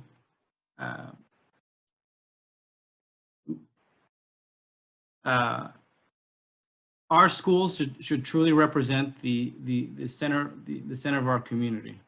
A good school is truly a place where people should be able to rally and feel comfortable and participate as active members of society. Schools represent the future. Our responsibility in schools is truly to prepare our students for jobs that may not necessarily exist yet. So it's more about teaching the skills to be able to adapt and to change and to grow as persons and to continue their development. Schools transform our children. Like I mentioned previously, schools are the strength of a society. It is the change agent for any community. So this is the part where I ask, as community members, what are some ways? I know that everyone has a different role within our community, and I think a majority of the people on this call are from Grand Prairie. As a school board member, I ran for the school board because I wanted to continue to provide students the ample opportunity to transcend all barriers, any and all barriers. So my question to you all is, as a community member, as an individual, what can you do to support our schools here in Grand Prairie or anywhere for that matter? So I'm gonna take notes as we can go one by one, or I'll give you a few seconds to think about what can we do to help out our schools and to truly close that achievement gap. I think for me, Brian, I think we need to have a robust mentoring program, because if we don't, we need to realize that teachers aren't the save all of everything. I think the community rallying together and us coming in as members of a community to say, I want to impact the life of a child. How can I come in and mentor a child? How can I share my story? How can I provide some guidance for opportunities? And the district has a really great CTE program that is amazing, that I have just fallen in love with, learning and understanding more about those career paths that they set forth for the kids, which I really love. But I think mentoring, I think there's still opportunities as community members to get into the schools and help and support. So I love how you touched on that. For first generation college students, mentoring is key, absolute key, and an integral part if they are to truly succeed. A lot of first generation college students often struggle with navigating through the unknown. So mentorship definitely very key for our schools. As a community member, as a business, what can we do? What can we further do to continue to support our schools? This is Michelle Lopez again. So to take it not out of the school, but how it impacts the school. So really paying attention to legislation, right? So during voting, being present, understanding what educational reforms are out there, what they mean for the schools, and being ready to, cast your vote to help our schools and our communities. And I think I saw someone chat about the next one also. It's like volunteering. So I don't have, so my sons are grown. I have 5 grown children, but now I have grandchildren. My responsibility doesn't end because my kids have, grown up and are no longer in the school systems. Still, being able to volunteer, be there find out what the schools actually need. And be available if that's where your passion is or where you have the skill set, the knowledge, and so forth. So I agree with that post that was put in the chat. So if there's one thing that I've noticed is that the people making decisions for education were never educators. So my question is, if we don't have people advocating in our legislature that truly understand the firsthand struggles of what it is to be a teacher, how can we expect them to understand what our needs are? And Brian, I'm sorry. Go ahead. I think it's important to have both at the table. The people that have other experience in whatever it may be, other industries even, because we can borrow and use best practices from other industries and thought processes. But you're so right in that having people that have been in the trenches and understand the needs and the ups and downs and the ins and outs of the day to day. I mean, how can you? It's like men deciding what women can do with their bodies. I mean, it's like the same kind of thing. One other thing I just wanted to add to your how we can support our schools is also the message that we send at home to our kiddos. You know, respect for your teachers and the importance of education. I think there's so many people who get busy and the kids are on their own in whatever's going on at school. The parents don't get too involved, and whatever the kiddo determines was fair or unfair, right or wrong, if there's no parent there to guide them and explain to them, you know, what it meant that happened, and the way that the parent perceives it and what's right is wrong and wrong, it's of no help to the teacher in the classroom. I need to say something. This is Judy Humphrey. Can you hear me? Yes, ma'am.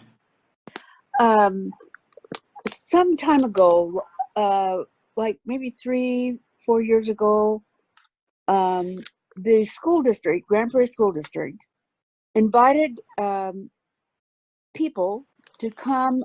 We met at Dubisky, and it was a forum for discussion of what the school district was doing, but how we as community people saw the district and its functioning. And there were there were questions, there were speakers, there were roundtable discussions. Sitting at my table was a school bus driver and other non-community leaders, so to speak, but people of the community. That was such a valuable program, and I got so much out of that, and it showed the value that the school district placed on families, individuals, employees. It was really, truly marvelous. We could do more of that. We could do more with things that I know are not easy to transcend, but like PTA, you know, let's get voices being heard and let's get voices involved. Thank you. Thank you, Ms. Humphrey. It truly takes a community or a village to raise a child. I'm going to do a shameless plug. August 14th, the Chamber of Commerce and the YMCA have teamed up to host an event, a back to school drive for our students here in Grand Prairie Independent School District. So if you would like to help out as we continue, supply should never be an issue that students have, ever, period, point blank, regardless of socioeconomic status. So I'm gonna put this out there for those that can and are able to support our city. That once again, Chamber of Commerce is teaming up with the YMCA, collecting supplies all the way until August 12th, and then the actual event is August 14th. So if you have any more questions, please, I'll refer those to the Chamber. I'll go ahead and continue all your input. I'll make sure to add on to this brainstorm, and if anyone wants the PowerPoint, I'll make sure to email that out as well. Part 3, why must we teach diversity? Teaching for diversity refers to acknowledging a range of differences in the classroom. Teaching for inclusion signifies embracing difference. Teaching for equity allows the difference to transform the way we think, teach, learn, and act, such that all experiences and ways of being are handled with fairness and justice. Once again, I truly believe it starts in the classroom. Everything else in society stems from a student experience within the classroom. Learn people's behavior. Students spend a majority of their time in schools, and I don't think we really realize the impact of what they learn in school is, whether that's academically, socially, emotionally. Diversity among students in education directly impacts their performance. Studies show that students work better in a diverse environment, enabling them to concentrate and push themselves further when there are people of other backgrounds working alongside them. This promotes creativity as well as a better education, as those with differing viewpoints are able to collaborate to create solutions. This is the 21st century where diversity continues to grow. The United States that we live in today is not the same United States that we lived in the 1700s, 1800s, early 1900s. It is a much more globalized society where we are being exposed to different cultures and different beliefs all the time. And it's important to know that whenever we do see injustice, that we call it out, that we do not tolerate any disrespect, any prejudice of any form, and truly call it out. And I think that's what we're seeing today. What used to pass off as just a joke, just a subliminal comment, I think we live in a society that is becoming less and less tolerant as more discrimination and more racism is being exposed today. So what are the effects of teaching diversity in the classroom? It promotes student growth and reflection. You truly develop a greater sense of empathy because you see and understand the experiences of different people around you. It brings about an open-mindedness and new perspective. If you have people that have very similar train of thought, it's very difficult to view growth, supports mindfulness and tolerance, and allows students to feel unique, yet part of a group. And then once again, in our much more globalized society, it truly prepares our students for a more diverse place within our workplace. 21st century calls for diverse classrooms, which play an essential role in career preparation. It's important that students get this exposure early on and understand that, that being respectful and truly listening to others and their experiences is going to be one of the most important ways for them to develop that empathy that was previously mentioned. We're competing with, our students nowadays are competing with students all around the world. So it's important that they understand some of the practices, some of the etiquette of different cultures around the world. 5 ways to promote equity and diversity in the classroom, and you can / classroom and you can add in the workplace, in the work environment. The first thing is self-awareness. Being able to recognize that you may be different from people within your space and within the room, but understanding that those differences don't make anyone any less of a person. Classroom norms, and making sure that we set the expectations of being respectful and being mindful of everyone around you. Culturally relevant teaching, making sure that we truly get input from different people. I know in Grand Prairie Independent School District, within the last 2 years, you've truly seen an expansion or the implementation of Mexican American studies. This year, 2020-21, we'll have African American studies, and we're looking to push forward with Native American studies. History is all about perspective, right? How do we make our education more culturally relevant? By teaching, by expanding on the history of the students of the different cultures within our society. Purposeful planning. Talking about race relations is not always easy.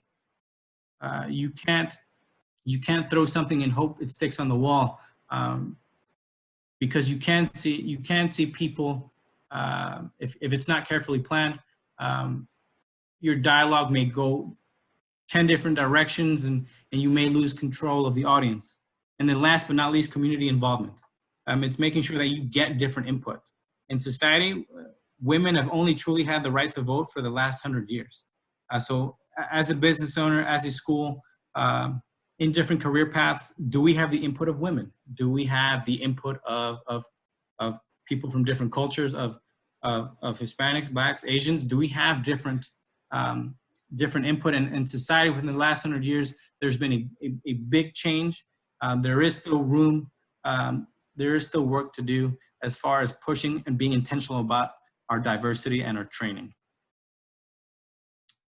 Any questions?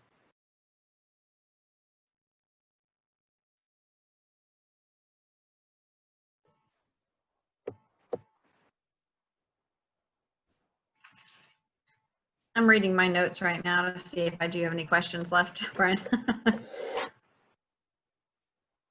So I think you brought up a great point, and it was in your first section.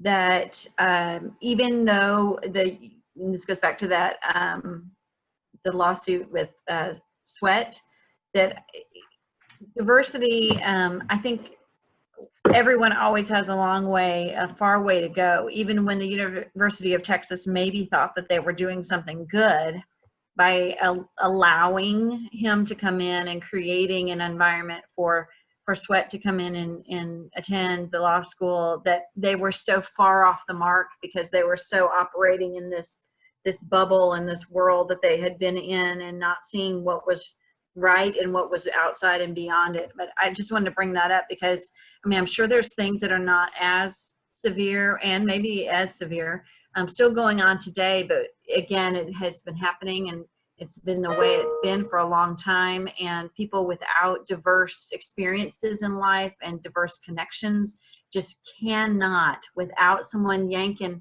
them out of their little world, they cannot see that there can be other ways.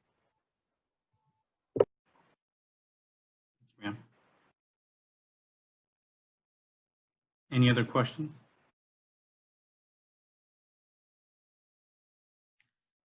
I'm proud to say that despite the inequities in our education system,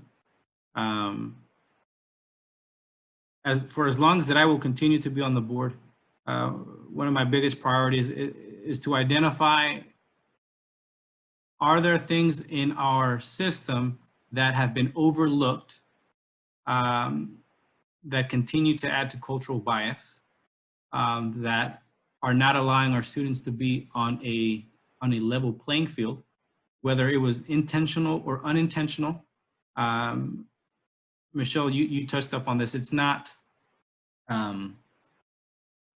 we have to get out of our bubble and truly examine ourselves as an organization, and to understand the historical context behind it. Like I mentioned, my goal will be to help view and to learn what cultural biases may still exist within our district. I think a couple weeks ago, addressing the needs of the community and understanding that there are things that are going on in society that demand for leaders to take a stance and take action. So that I was proud to author our resolution with Black Lives Matter, because our community is demanding that as a society we recognize those inequities. I think the first step to addressing any issue is identifying the inequity and identifying the root of the problem, and that comes by just listening to what people have to say. People always, and even that still live in our lifetime, live at a time where they weren't allowed to attend certain schools. They weren't allowed to sit at the same counter table or the same part of the bus. So I think there's still work to do, and it's important to expose people to their own bias. Brian, I have I guess a couple of questions. So my first question is, as far as in Grand Prairie, for the teachers. So let's start with the teachers. It's yes. Like, is there ongoing education around equity, diversity, and inclusion, unconscious bias, like ongoing training that happens with the teachers there? That's my first question. I will tell you that it starts at the top. So I know that part of the resolution that was just passed, we made sure to include that as a board, that we partake in continual cultural bias, diversity, and inclusion training. Mm. As of right now, as the newest member of the school board, I can't tell you one way or the other if we have that. Mm. I promise you that it will be an initiative on my part to make sure that all our educators are exposed. As a teacher, if you're not growing, if you're not continually developing yourself, if you're not keeping up with the needs of your students, you begin to regress, and that's where I feel a person's place as an educator. If they aren't willing to grow themselves, then how can we expect to grow our students? So if not training yet, I can guarantee you that I will make a full-fledged effort to to push our board and Ms. Ellis, our superintendent, to include that training as part of our the resolution was truly a promise, a continual promise to the community that we identify that there are inequities in society, that there are inequities in the education system, and that we will make a conscious effort to work with ourselves and with the community to identify those needs. Okay.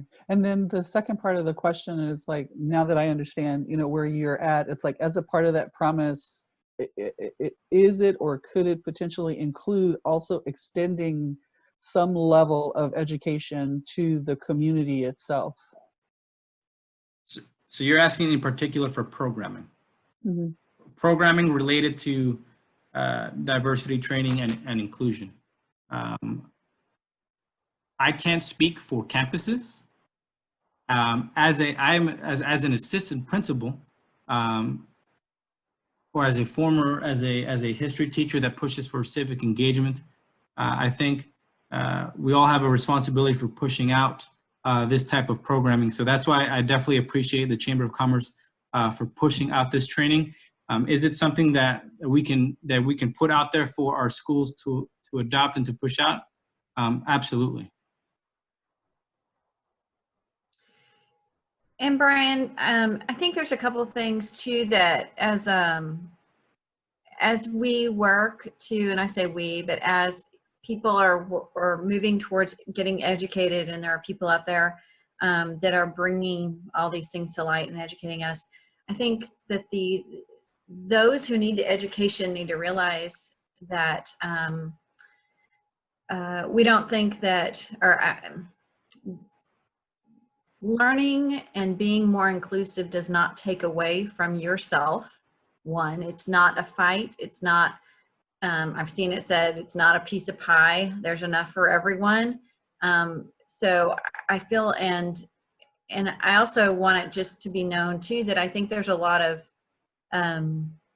naivety and ignorance, and that many times lack of inclusion and diversity, one, can be a subconscious thing and is not done out of maliciousness. But those same people need to realize that they need to open their eyes and be open to understanding that maybe they weren't seeing things as they really are. Just want to point that out. Thank you, ma'am. I just want to share something, Brian, and listening to what you have shared, it is true. It is true. Whenever that you are a foreign student, a foreign worker, an immigrant, it is something that you feel like you don't belong to the country that you left, and you don't belong to the one that you just have arrived. So that makes kind of not a confusion, but gives you, it strengthens you, because you have to move forward, and then you have to achieve so many new things that the country that you are living at right now, it's given to you, and it's requiring from you to give the best of you. So if we stay on the same level, that it's something that we are not teaching the real message. Diversity and inclusion is very important, not only on the workplace, in education, everywhere.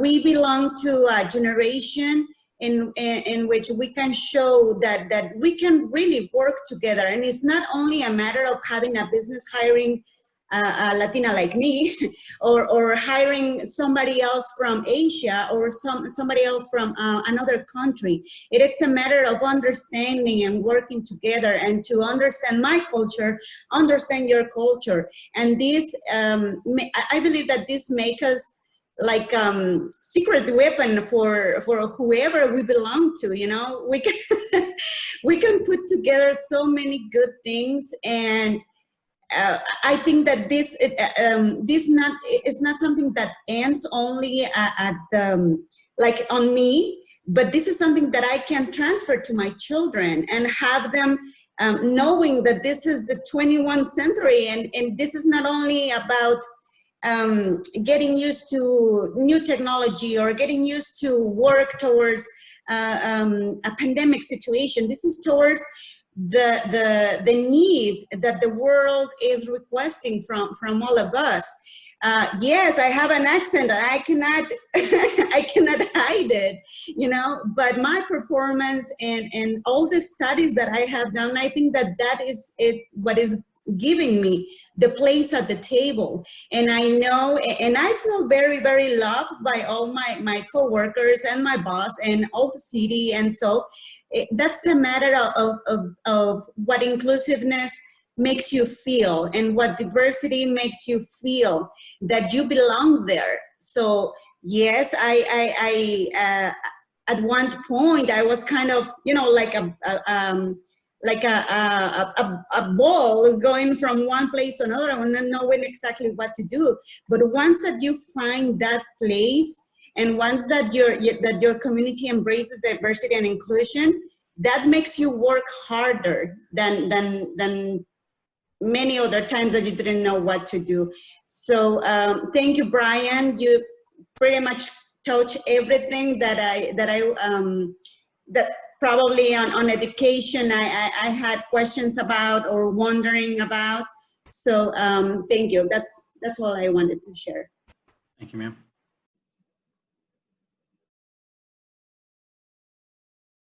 Any other questions?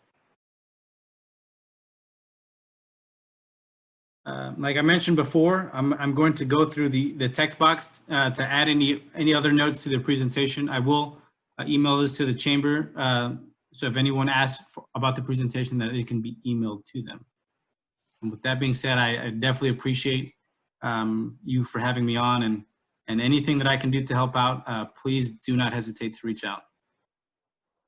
Well, thank you so much, Brian. We appreciate you, and it's been such a pleasure and so excited for you to be starting your new journey with the school board here in Grand Prairie, and we're happy that we got to see you and talk to you kind of first amongst the community. So we're really glad, and I'm so glad that we've made that connection, and thank you for plugging the school supply drive, and appreciative of you. I know Council PTA is interested in getting involved with us, as well as thank you to Susanna for being our host and starting that off last year, actually. So at this time, I'm going to go ahead and hand it over to Felicia for her wrap-up comments. Well, thank you, Michelle. And once again, I have taken not one, not two, but 3 pages of notes. Brian, that was absolutely fantastic. So just a couple of things that I just really, again, in a wrap up, just for the record, Brian, I am also a history nerd, and I have been schooled this morning. So thank you. I wrote down all of those court cases, and I'm definitely going to go back and sort of do some studying on my own. So just a couple of things. Absolutely love the way you entitled this presentation, and I wrote it down correctly, Education as a Tool of Equity. And I think oftentimes, sometimes not everybody, of course, but sometimes there's some confusion, I believe, around the terms of equality and equity. And I always make certain, again, remember I said before, I always like to level set. Whenever I train, I'll talk about the difference between diversity and inclusion. And I think it's also important to understand the difference between equality and equity. And the best way I've ever heard it was simply put like this: equality is giving everyone a shoe, where equity is giving everyone a shoe that fits.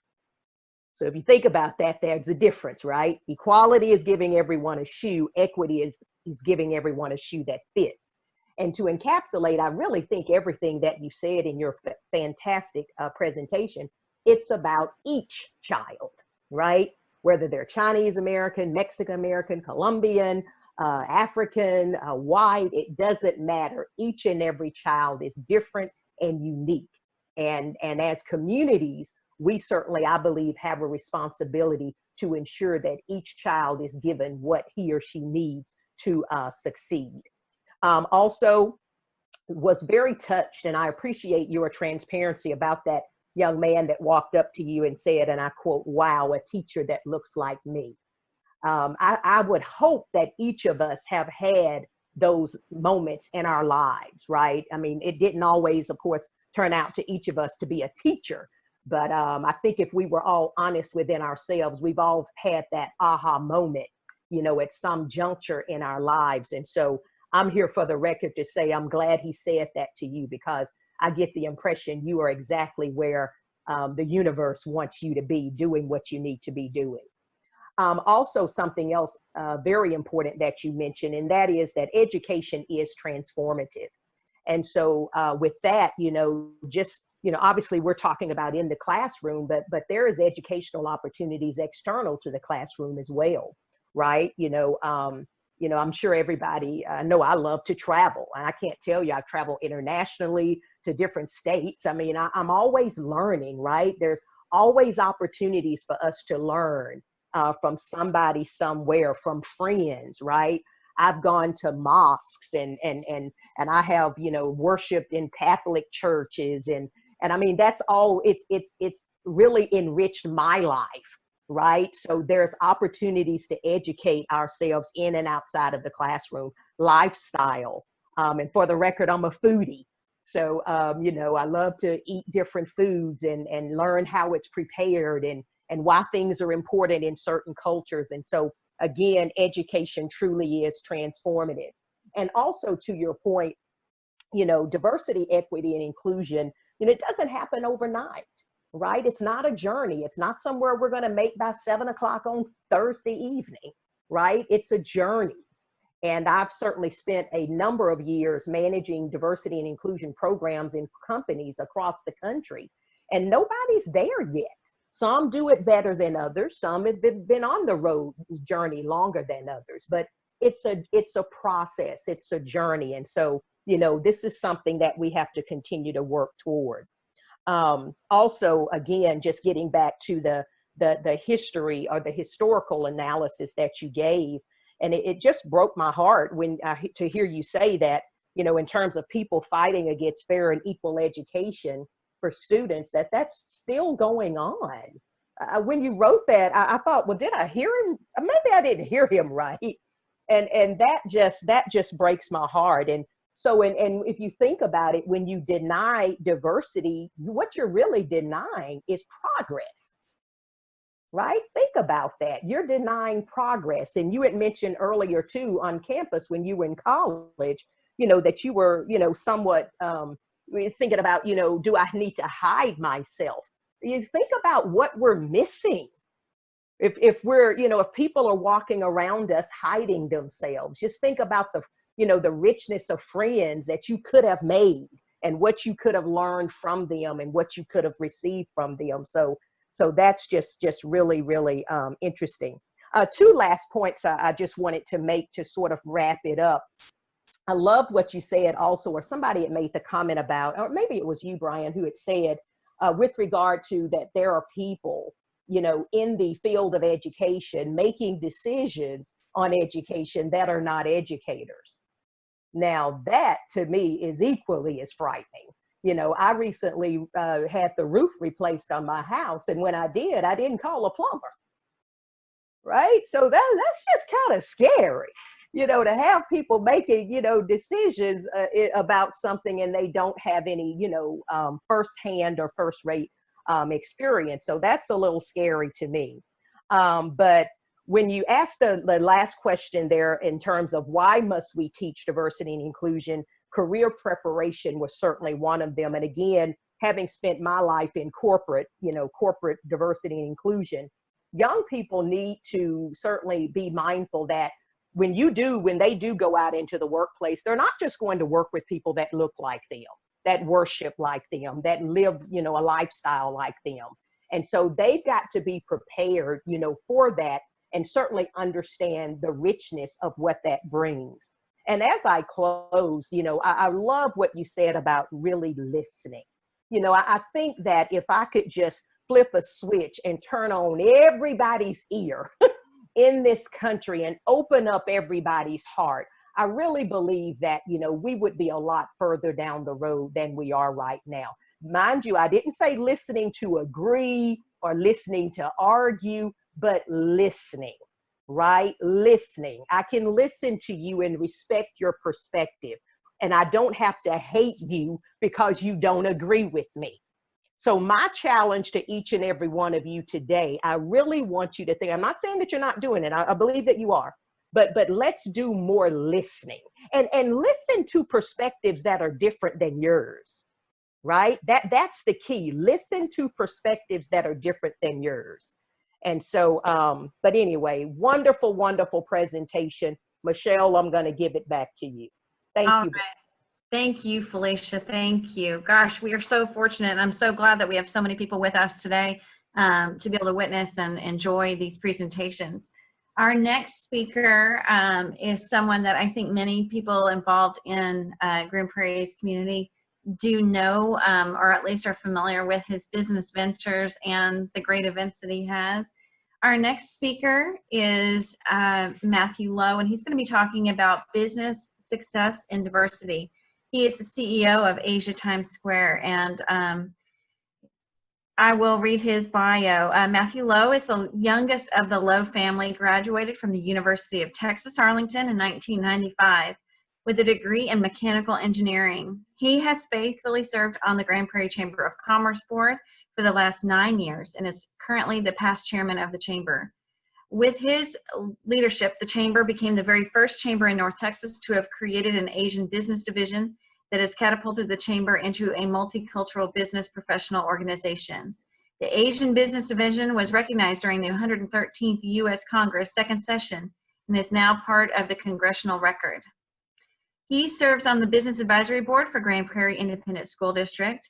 His leadership in this committee has allowed the businesses in our area to relate real-world needs to the curriculum of the career technical education teachers so that our teachers are ready to join the workforce. Recently, Matthew initiated a family nonprofit, the Lowe Foundation, to ensure that funds are set aside when tragedy strikes or for scholarships or for the needs of the community. And I know that he has been a huge influence, and we're so glad that he is a part of our chamber and continues to be, despite the needs and time restraints of his own business. He always makes time to serve the community. And with that, I'd like to introduce Matthew Lowe. Well, thank you very much, Michelle. I will definitely need to take you out for lunch after that introduction. Let me try to share my screen here. Quick. As well.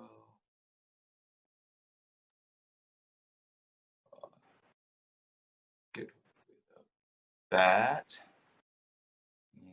Hold on one second.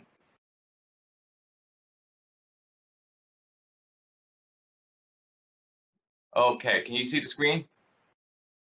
Yes, we can. Okay, let me start then. Well, first I want to say good morning, y'all. Hope everyone's doing well. Felicia, I cannot agree with you more as far as listening. I think listening is a skill that needs to be emphasized, not just for the young kids, but adults as well. Every profession needs to listen more instead of just posting, sharing what their thoughts are, and thinking that everyone needs to agree with them. No, that we all need to listen to one another. I also want to thank our Grand Prairie Chamber of Commerce Chairman Andrew Fortune, and of course our President Michelle Madden, along with the Chamber staff and its Board of Directors for hosting this event in such an important time. I want to thank all the speakers, as I am honored to be part of this panel. Always looking forward to learning from all of y'all. Most importantly, I truly appreciate everyone on this call and everyone in our community for everything that you've done for the betterment of our community. My topic is business success and diversity. And so what I like to do is share with you my story and point out some of the key components that I've learned. Again, please know that this is from my experience. And so what may work for me can be different for you. And understand, again, I am still a student. I consider myself a student of life. So I always love listening to other people and learning from them. So let's begin. This is Asia Times Square. This is our new logo.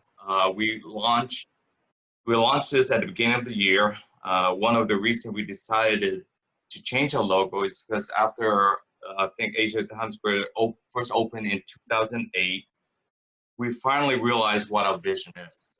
And basically, it took us a long time, took us over a decade to come up with our vision statement. And so we wanted to design a logo that reflect that. Asia Times Square is definitely influenced by connection, whether it is from a number of restaurants we have, the grand ballroom that have hosted many special events. We hope this destination is for everyone to come together and connect through new and old cultural experiences. The corner of our border right here are red shops to show that connectivity. The border is meant to evoke an inviting space, something that I believe Asia Times Square already inhabits. Asia Times Square also values inclusivity.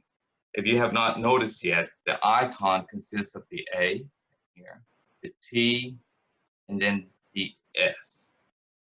This is meant to be something readable to all, regardless of what language you speak. Inclusivity is what truly makes Asia Times Square whole. How did we get here? Well, this is my family's journey to what I believe is the greatest land on earth, America. Regardless of what anyone might think, again, to me, this is still the United States. I refuse to believe that it is as divided as some may portray. I recently was invited to speak at the Unity Coalition, and then I share with them what this country and how America separates itself from the rest of the world. And it is truly because of her ability and willingness for assimilation.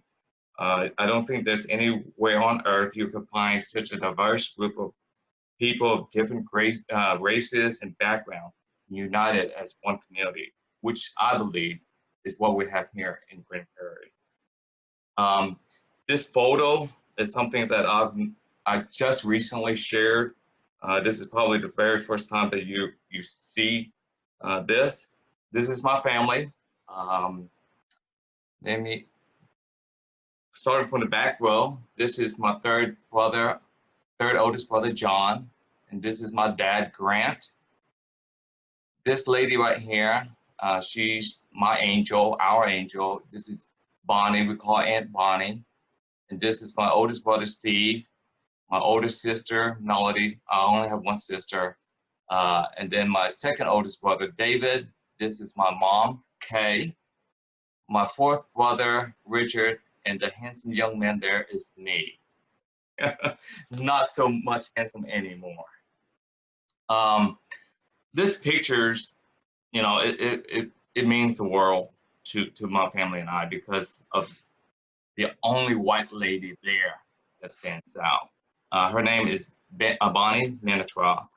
Aunt Bonnie gave my family a chance to have an opportunity to achieve the American dream. After the Vietnam War, my courageous mom and dad risked their lives, risked our entire family's lives to leave the communist country that took over a very successful business that my dad built, and basically took everything that we own. And so we left in search of a better life, and that's what my dad's intention were, to give his children, me, a chance.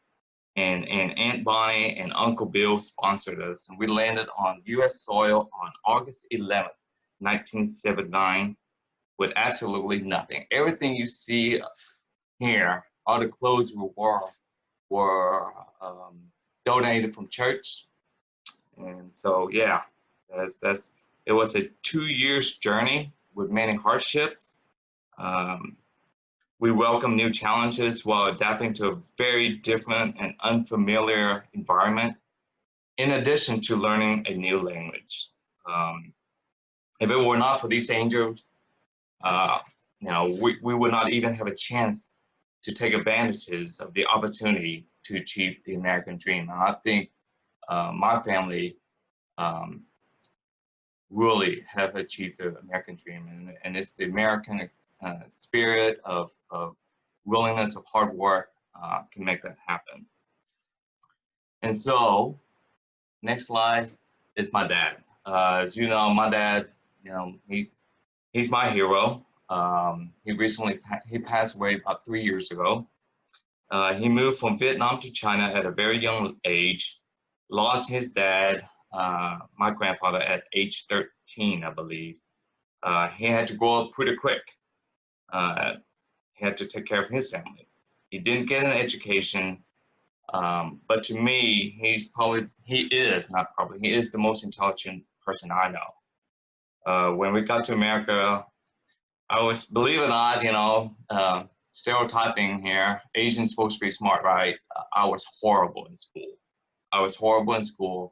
My math wasn't even good, believe it or not. My math was not good.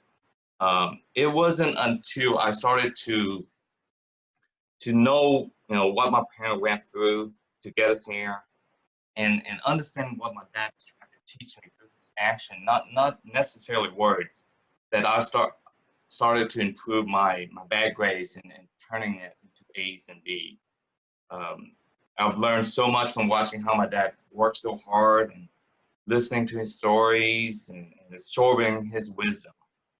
And by doing so, I came to realize that the key to becoming successful in school, career, and life is the 5Ds. I think this 5D is the key to all of my achievement. And it starts with the most important one is desire. What do you want? What is your goal? You must start with desire, which ironically is the result, the end that you hope for. So start with the end in mind. Second, devotion. Be loyal to your faith and live to do good. Third, determination. Is you have to maintain that positive feeling, that positive attitude while working towards a very difficult goal despite obstacles. And you will have obstacles. There will be many, many challenges ahead of you, but be determined to overcome those. Fourth is dedication. Committing yourself to that specific task or that purpose, and don't ever lose sight. And fifth and final one, which is probably the hardest one for me, is discipline. Developing self-control in practicing and training and improving your skill. Again, there are many times, especially this, a perfect example is New Year's resolution. How many of us have said, I'm gonna lose weight, I'm gonna exercise, and a month down the road, you're back to eating more junk food and and doing what you used to. But discipline is something that I constantly try to improve on. And so, business. Our first grocery store, Hong Kong Marketplace, opened in 1986. It was in Arlington at the corner of Arkansas and New York. It was rough, I want to say about 2,000 square feet. And I'm sure it's not a surprise to anyone that most of our customers are Asian. However, as we grew, our fastest growing patrons are from the mainstream. And we pride ourselves in providing quality products from the Far East. We're talking about China, Vietnam, Korea, Thailand, Philippines, Taiwan, all the Far East countries. And our customers love our seafood department because of the freshness, and we actually carry a lot of live products such as lobsters, crabs, crawfish, what have you. But there are a couple of reasons why I believe Hong Kong Marketplace is becoming popular among other races. I think the number one is that we live in a very diverse community now, and more people are open-minded and interested in trying new things. Second is that we do not limit ourselves to just catering towards Asians. We welcome everyone. And let me tell you a little secret about business. The key to having a profitable business is to concentrate on that color, green, and every race have that color. So why limit yourself to just one demographic? Go after everyone. provide good service, provide good quality, because bottom line, as a business, we're going after the color green. And we decided to do, I think, I want to say a couple years ago, there was an organization that reached out to me and asked me, you know, what are you doing with Hong Kong Marketplace? What was your intentions, or how do you bring in more diverse customer? And I gave an example. I said, look, for two people of different backgrounds to understand each other's culture and what we like to eat, both must engage. One person must knock on the door, and the other person on the other side must open the door. And so we have a philosophy that Hong Kong Marketplace door is always wide open, no knocking necessary, and we accommodate school field trips. We have a number of different schools that ask us to come, hey, can we bring the kids and learn a little your product? And I love that. We have other tourist group. We have culinary school that come and try to learn different spices. And I welcome that. It got to a point where actually we were on, I think we've been on ABC, Good Morning Texas, NBC, Fox, a couple of media outlet where I was invited up there to talk about exotic fruits and vegetables that we carry. So our tagline, don't just shop, have an experience. Now, as Hong Kong Marketplace continues to grow, we decided to venture into real estate development, utilizing our grocery store as the anchor for Asia Times Square. We converted what used to be an old Walmart and a vacant Sam's Club at the corner of Great Southwest and Pioneer into what it is now. We're shooting we really want to make them a destination and a hub for Asian businesses. And before I even go further, let me just say that I'm extremely blessed to be in the city of Grand Prairie. It started with City Manager Tom Hart, Mayor England at the time, and now Mayor Ron Jensen, all the council members, past and present, all are very welcoming. They welcome my family and Asia Times Square to Grand Prairie, and most importantly, they embrace diversity. And if you don't know, before Asia Times Square moved to Grand Prairie, I think there were less than a handful of Asian businesses, and now we have over 50 Asian business owned. Our staff, Asia Times Square, the staff is actually my company is called Acro Management, and with Acro Management, we of course have myself. That's an old picture of me. My wife said, "Don't show the picture of you now." So this is me. I'm very blessed to be married to my wife, Erin. She's Korean. Well, I have two children. My son's at UT Austin right now. My daughter is going to be a junior, and I just received a text from her that she passed her driver license testing today. So she's not driving. Scary, but I'm happy.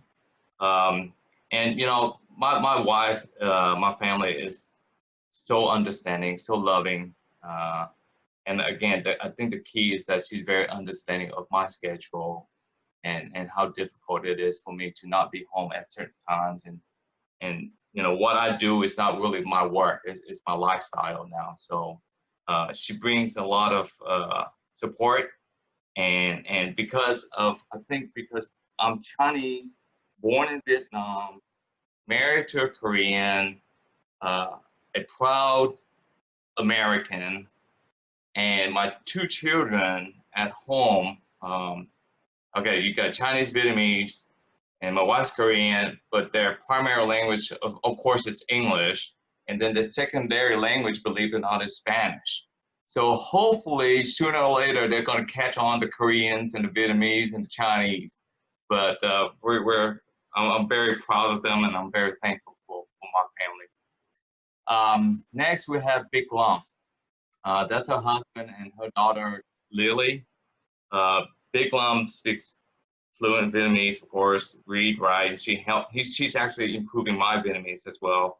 And she's been quite instrumental in assisting and communicating with those of our tenants and other small business owners that are more comfortable with Vietnamese. And especially during this COVID crisis, she spent countless hours translating and assisting them with the grants and the program that's being offered. Next, we have Jesus. He's been with the team for over 20 some years. He has 4 daughters. He is a big time contributor to our team, a great father, a husband to his family. And what I love most about him is every now and then he'll share with me some of his favorite tequilas and bring me some good homemade tamales. So love that about him. Next is Lisette. She's from El Salvador. She started working for us, I want to say about 4 months ago. You know, we've been having I've been having bad luck with accounting. And luckily we found her. She's a keeper. She has strong work ethic, honest, trustworthy, and I'm like I said, I'm very thankful for her. She helps me with my Spanish, and I help her with her English, and that's a great combination. Next we have Jasmine. She just started. She's a part-timer. She's young. She brings a lot of fresh idea. She brings a lot of that youth energy that we're lacking. She has a lot to learn, but the most important thing is that she's willing to learn. Next, we have Cesar. He's been here almost as long as Jesus, and he's the only grandpa on our team. But man, he is a man of all trade, and I love having him on our team. Helped me a lot. Lastly, we have Lynn McGinley. As you know, I've known Lynn for quite a while, dating back to when she first recruited me in 2008, I guess, 2007, to be on the board. When she decided to retire from the chamber work, I immediately took her out to lunch and convinced her to join me, and she's helping me out on a part-time basis, and she's taking a huge load off of me so that I can concentrate on other matters. And so, like I said, I'm just extremely lucky and thankful for our team. They educate me about their cultures, their tradition. I know they're smarter and more skillful at what they do than I can ever be. And since we want everyone to be our customer, we want to make sure our team is diverse. And it is with that intention that it's actually very important that we emphasize character over color, but at the same time, it is with intentions that we try to be diverse. And I'm just very blessed to have both. So when you have a plan, you execute that plan with good people, good staff, good things happen. And this is why we take great pride in working with the Guatemalan consulate. The consulate visit hosted at Asia Town Square allowed Guatemalans from Texas and surrounding states to come and visit their consulate for immigration business. It also brought over 1,000 people to our last year's Hong Kong Music and Food Festival. And I believe our vendors had a record day during that weekend. Next, we also had Taste of Nigeria. I think this one is really special to me. I believe this collaboration speaks volume when we're talking about diversity. Taste of Nigeria give us a chance to offer to our Asian customers a look into the lives of Nigerians in our community, and learning that we're not so different from each other. We basically eat the same food, fish, meat, vegetable. It's just the spices and the flavor are different, but just as tasteful, trust me.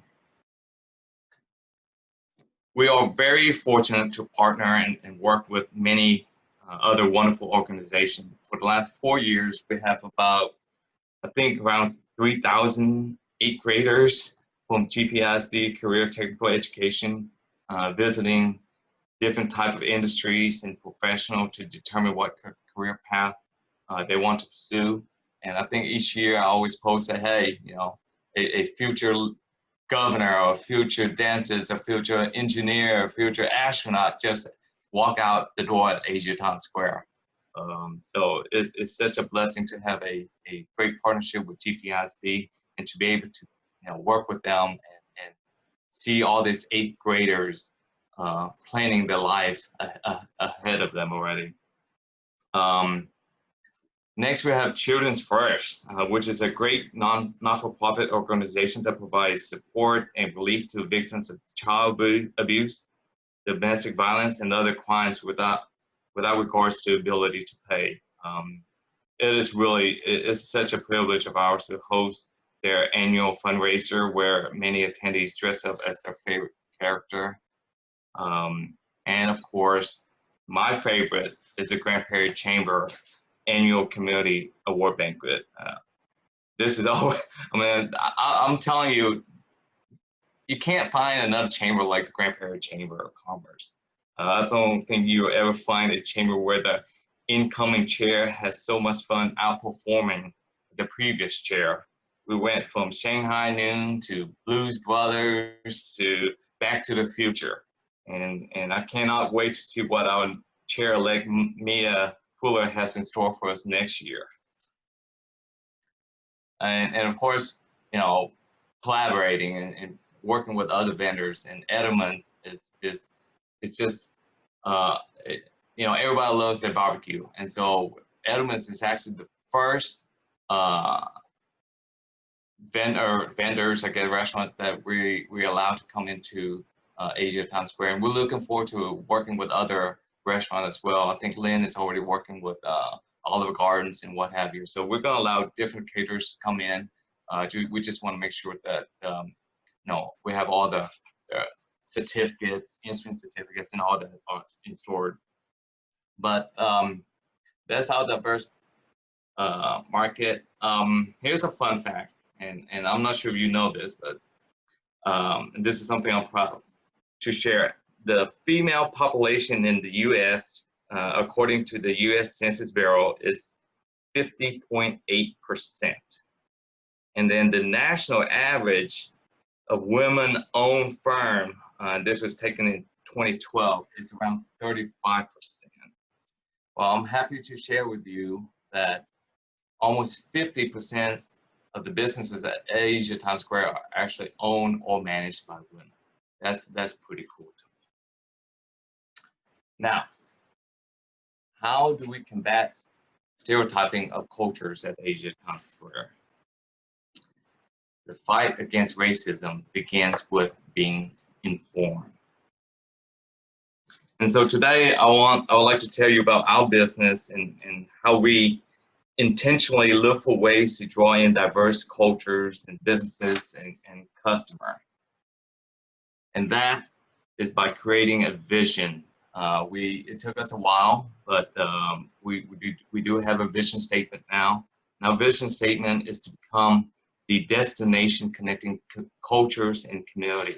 And how do we do that? We do that with our mission statement, which is preserving tradition, promoting cultures. And by doing so, we will be able to bring prosperity to all of our business partners.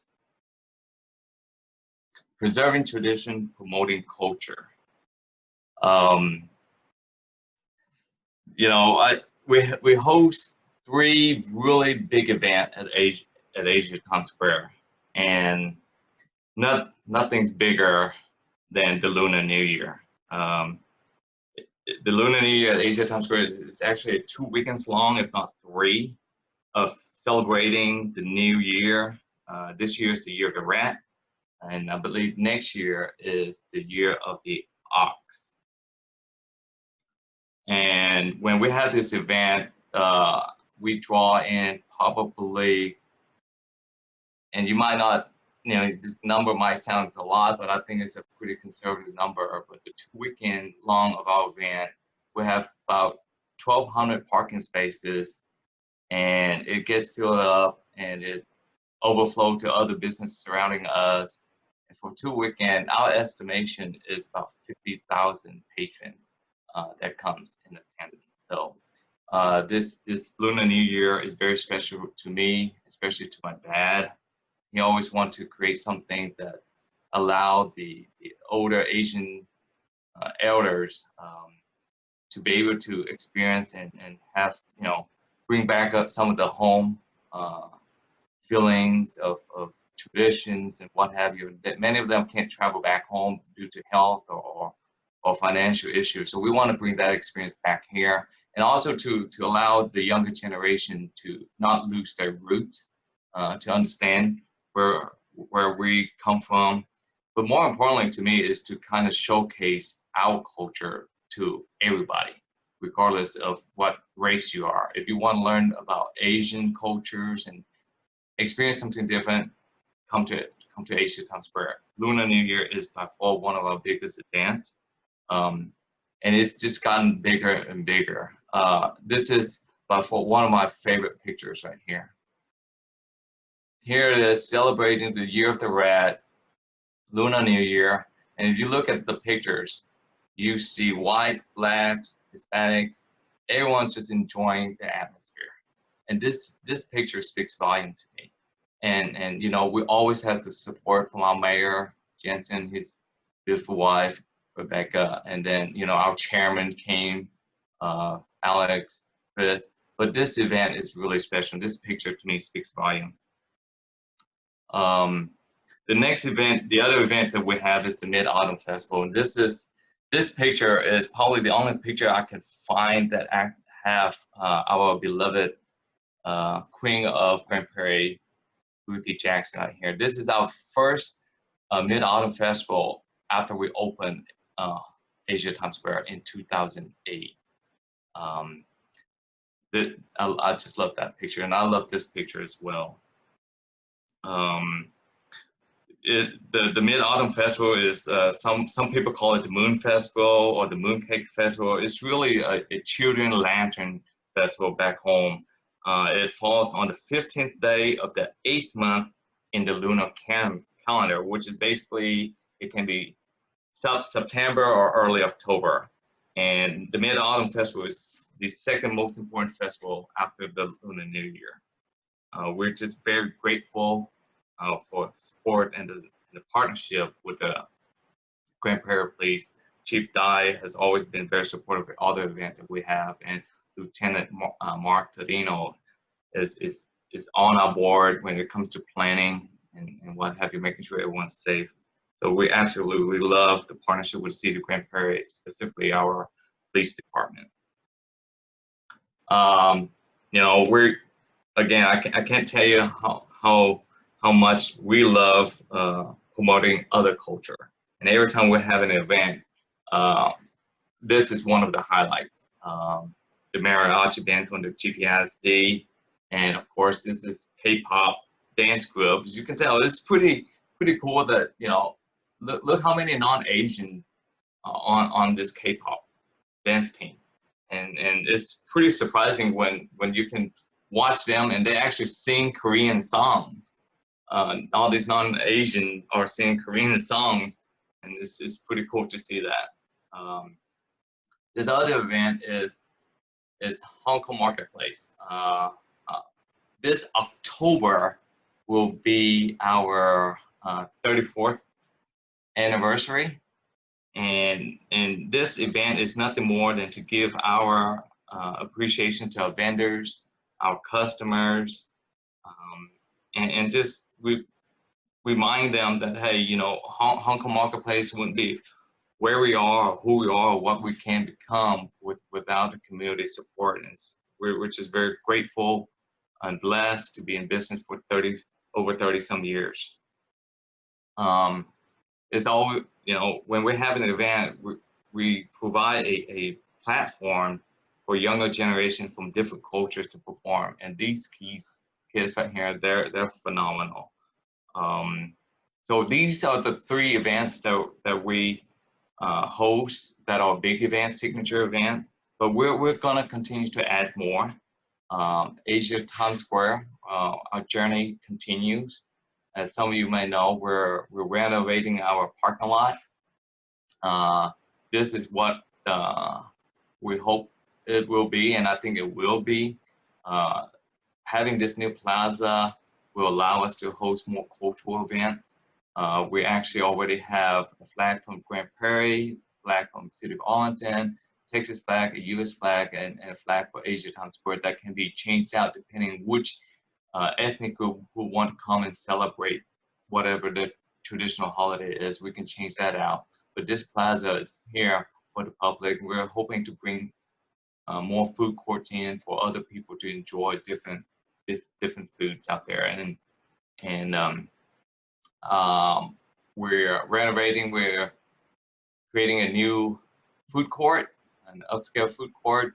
Right now, we do not have a kitchen that specializes in Laos, Thai, and Japanese.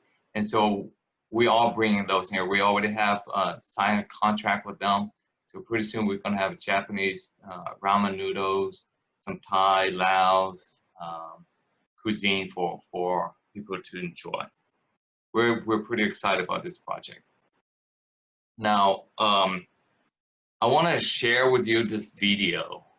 When we're talking about diversity and inclusion, this video speaks volumes. So I'm not going to say much. I'm just going to play it and let me know if you can hear it.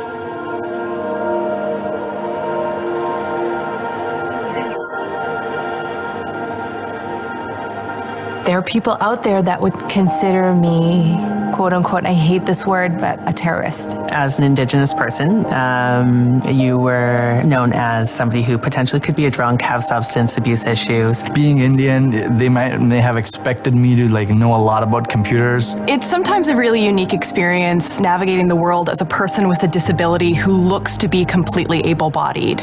He made a comment about, well, don't worry about this that's going on because you won't be here too much longer. You'll be off having your next baby soon. Most women are, told they need to behave a certain way. People really think that my generation is lazy. Just another blonde waitress. Hey, do you rap? The only black girl. I didn't belong.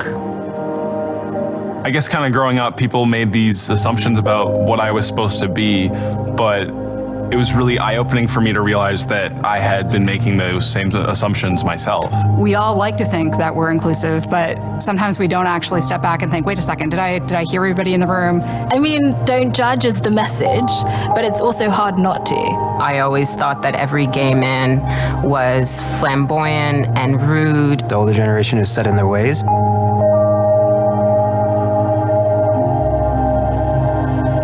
Initially, I thought there was something weird about a girl who would want to be a camera operator because of the word cameraman, and we still have to work past these things and stuff. I went into the school on my first day, and there's these little girls, and they're wearing hijabs, and I was really intimidated by that. Have your initial judgments, but also be willing to learn. My definition of inclusion is a world and a society in which constructed barriers have been torn down. Inclusion for me is setting up an environment where everybody is comfortable. Open to accept other people's opinions. All individuals, regardless of their diversity, feel welcomed, feel respected. It means that they don't have to try to be what others expect them to be. Change is possible, but it takes the right person to make a change happen. I had a shop floor supervisor who stood up for me and sent out a company-wide email saying that Robin has every legal right to use the women's change rooms. It's funny because you do find allies in some of the strangest places. One thing we can do to support inclusion is to talk about it. You have to demonstrate that you're committed to this. Get to know people around you. Do something different. Learn something different. Learn about a culture. Different races, different religions, different belief systems, and see what there's good in all those things. Be an active listener. That's one of the things I practice with other immigrants as well. Open up your mind and take your time and get to know someone. Instead of putting them in this box, is showing that interest. It's gonna surprise you. Ask me a stupid question. I don't care if it's a stupid question, just ask me. I'm an open book and willing to answer them. I don't see it as a negative thing. I see it as a teachable moment. Just ask me how to pronounce my name. It's simple. You decide that other people's feelings and experiences matter. We need to have more uncomfortable conversations so that we can drive more inclusion. And oftentimes it's not easy. We're not there, but certainly we're on the right track. And it's important, otherwise change will never happen. My name is Shomodip Ganguly, but people call me Sam. I am Layla Karem. Mutsa Matanga. Ms. Geneviève Leblanc. Ashley Pasila. Patrick Duff. Neil McLaughlin. Helena Gotchling. Rod Bolger. Jessica Shue. Kazim Marcano. I'm a chef and I forge metals. A proud mother. Forklift operator and a truck driver. I envision a day when we can just be so accepting of each other, where we can make space for others.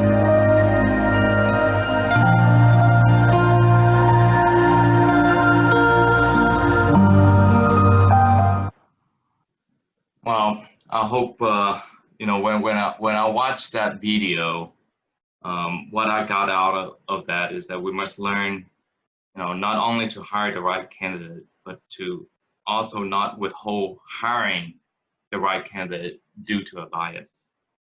Once we hire the right candidate, again, we must intentionally include that employee and make certain that no one is left behind. That's something that I'm very proud of, and as Asia Times Square continues to grow, I will be hiring more people.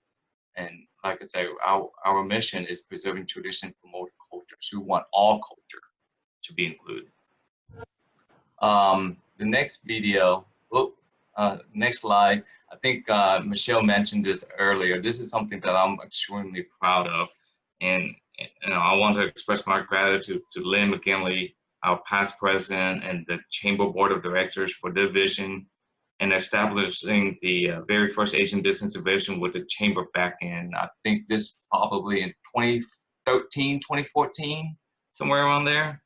And to get it started, and then for it expanding to what it is now, which is the multicultural business professional. Thank you, Michelle. Thank you to all the staff, especially Maria.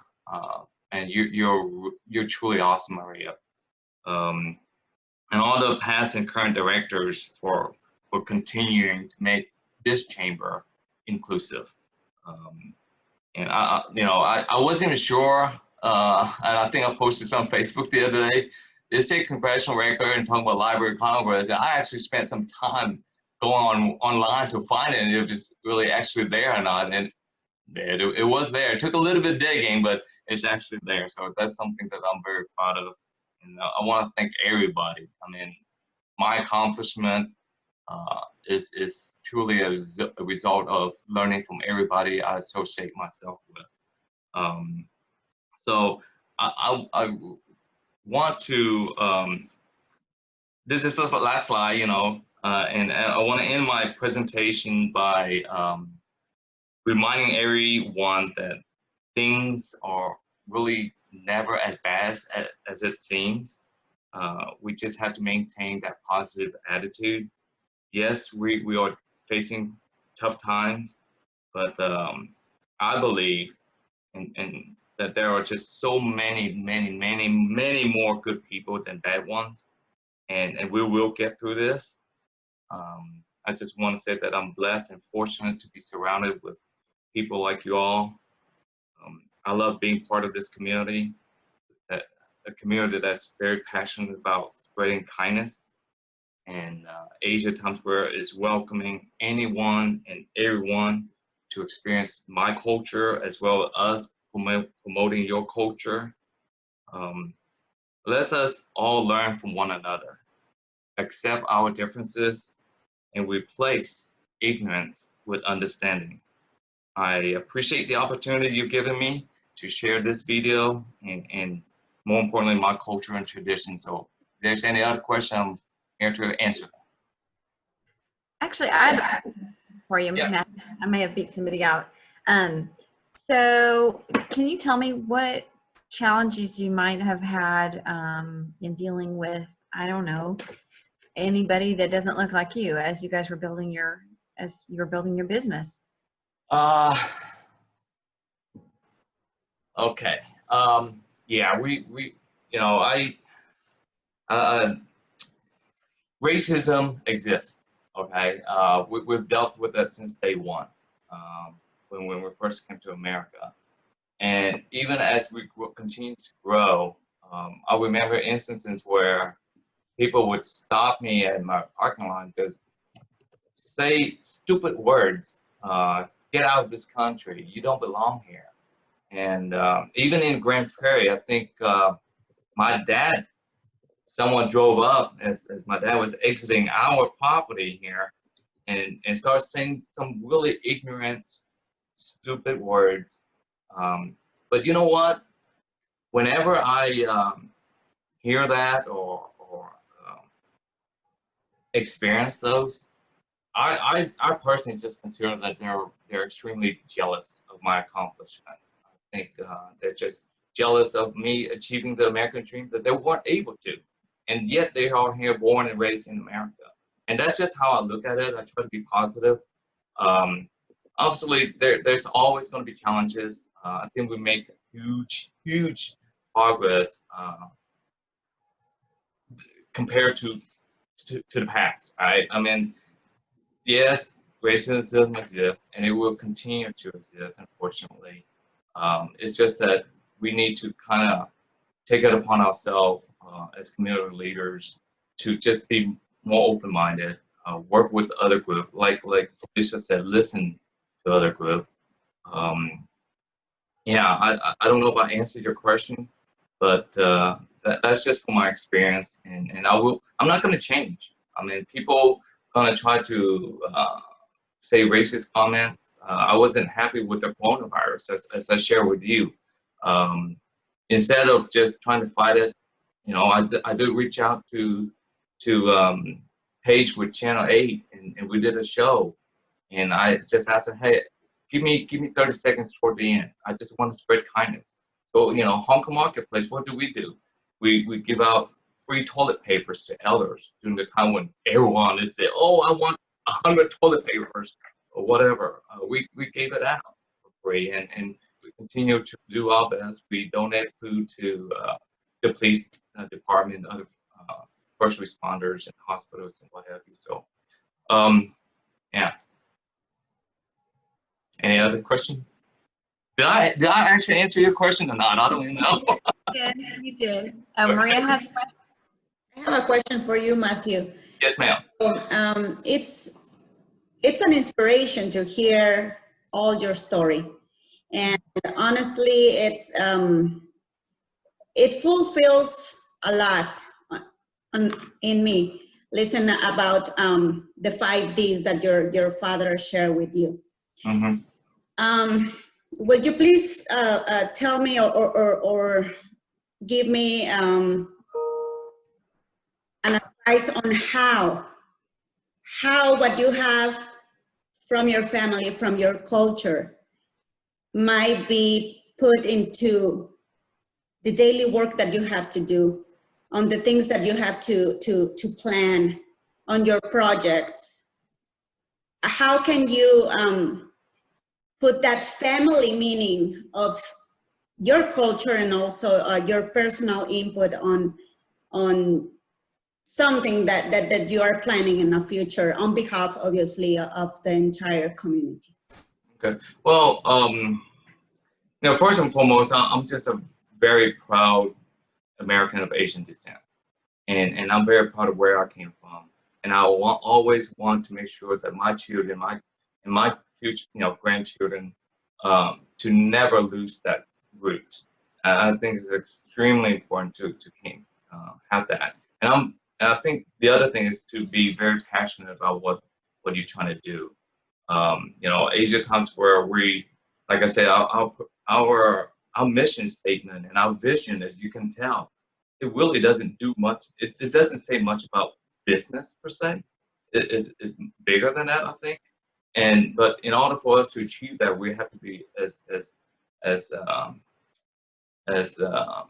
profitable, I guess, in business. But you know, having good parenting, I think my dad played a huge part to overcome difficulties. I think the journey that we took It took 2 years to come to America. And so when we receive the, I always call it the lottery ticket, right? To come America, knowing we can't speak the language, and what have you, but knowing that we have a chance now. My dad saying, "Hey, you actually have a chance now to become whatever you want to be," and I always take that attitude, regardless of whatever challenges we have. Just do the best I can, be able to give back as much as I can. Like I said, Aunt Bonnie, Uncle Bill, they gave my family life, for a better word. And we're not going to lose. We're not going to lose that sight of that, and we're going to take full advantage of all the opportunities that come to us. We get a lot of. I get a lot of proposal and a lot of other stuff, and I look at it and I try to even help those entrepreneurs that want to go into business. And I actually sit down. They want to sign a lease with me, and I had to convince them to say, "Hey, you know what? I don't think you're ready. Look at your expenses. Do I want to sign you up? Of course, that add more profitability to me, but I just don't think it's worth them losing everything unless they're prepared." And that's how I look at it. I think every business transaction I do, it truly has to be a win-win. A lot of people don't go in with that attitude. A lot of people go in with that, oh, got to be a win-loss. I can only win if you lose, and that's not how you do business. I have another question. Oh, I'm sorry. Go ahead, Martin. Sorry, I had to unmute myself here. I just want to say, Matt, that's the second time that I've had the opportunity to hear your story, and every time it's so inspirational. It's a story I'm kind of semi-familiar with. We didn't have such a great distance to come from, but I know that my mother left a lot behind when she made that move. I just know that she embraced it, much like you say, to live that American dream, to come in and know that this is the greatest land that we could ever ask for. But I wanted to just to share with you that, you know, I stood on many doorsteps in uniform with my name badge on my shirt and felt like I was looked at as a stranger, like why I was standing on their doorstep. You're not the guy I pictured that was coming. And there's a certain courage that you start to develop and you start to build. You have to make a decision on whether or not you're going to allow that person's identification of you, what they say you're supposed to be, or whether you're going to make a decision and be the person that you need to be. Family motivates so much. Family motivated so much of what we had to do. I started a very young family, and sometimes you can only go forward because your back's against the wall. And making a decision to be as articulate as I could be, to learn as much as I could at any given point. Sometimes it was just to be the quiet one in the room so that I could listen as much as I could and absorb as much as I could. But though the racism was very real in many different ways. I worked for a great company that had many different employees, management that didn't always see things like ownership saw things.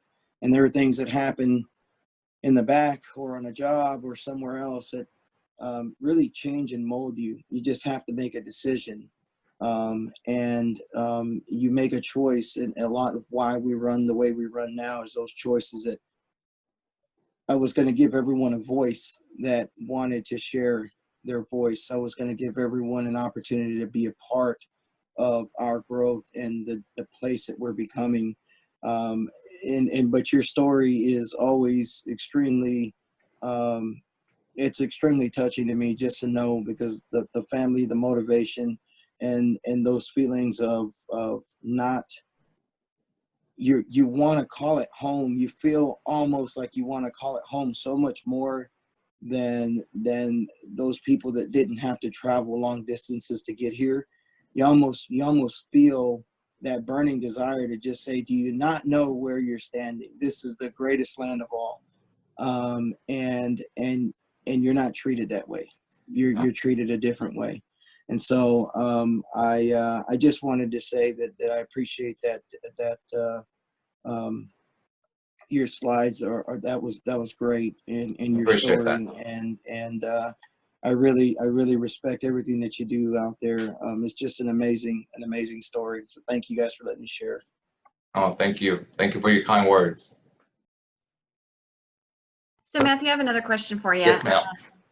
So I know I asked you, so what kind of challenges you endured when you were building a business, and you had the confidence, and your response was related more to you were already there, and that you felt like that they could be just jealous and causing you, against you for that purpose.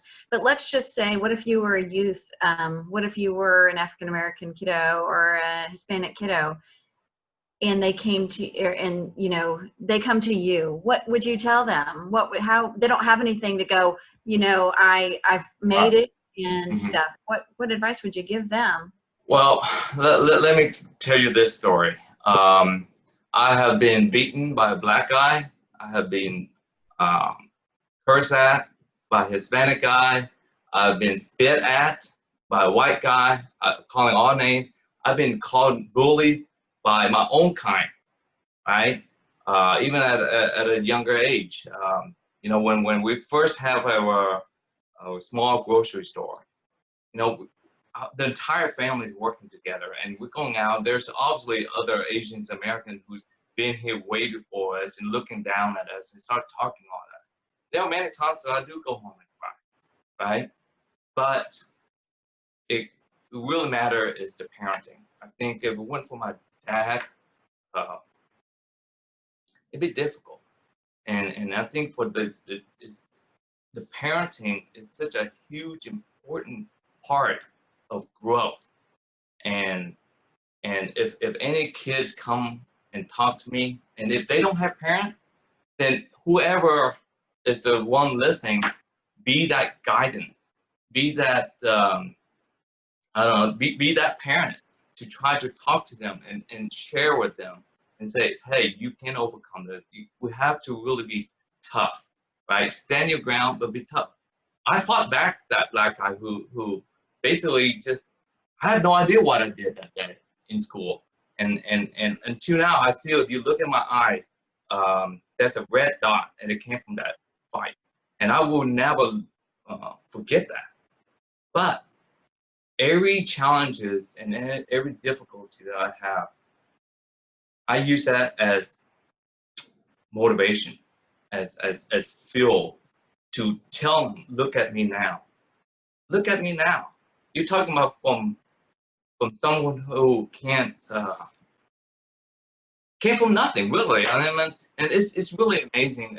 And for me, like I said, I'm just very blessed and lucky to witness what my dad went through, and to have his wisdom and just kind of utilize that. And I have a great support system. And for kids who don't, if they come talk to me, I will try to be their support system. All right, that's great. Good answer. Any other questions? Matt, it's Susanna. I don't really have a question. I just want to make a comment that your resiliency speaks volumes in what you've had to overcome, what your family has had to overcome, and still to kind of maintain the demeanor of the importance of diversity, the importance of inclusion and understanding and asking questions. Many people can come out of experiences like that and really just be jaded and not be able to move forward. And the fact that you have embraced multiple cultures into, you know, I know at the end of the day, it's about the green, right? We're after the green, but sometimes even being after and following the green, you can have roadblocks for yourself. And the fact that you have looked beyond those and have taken those experience and compartmentalizing it to just that one experience, that's, I think, where your growth has come, because others will then attach that experience to others of color and other people, and just put a whole category of people under that one experience. And it sounds like your spirit is beautiful. Your spirit comes across greatly. And I agree with your wife not sharing that photo. You're better in live. Thank you.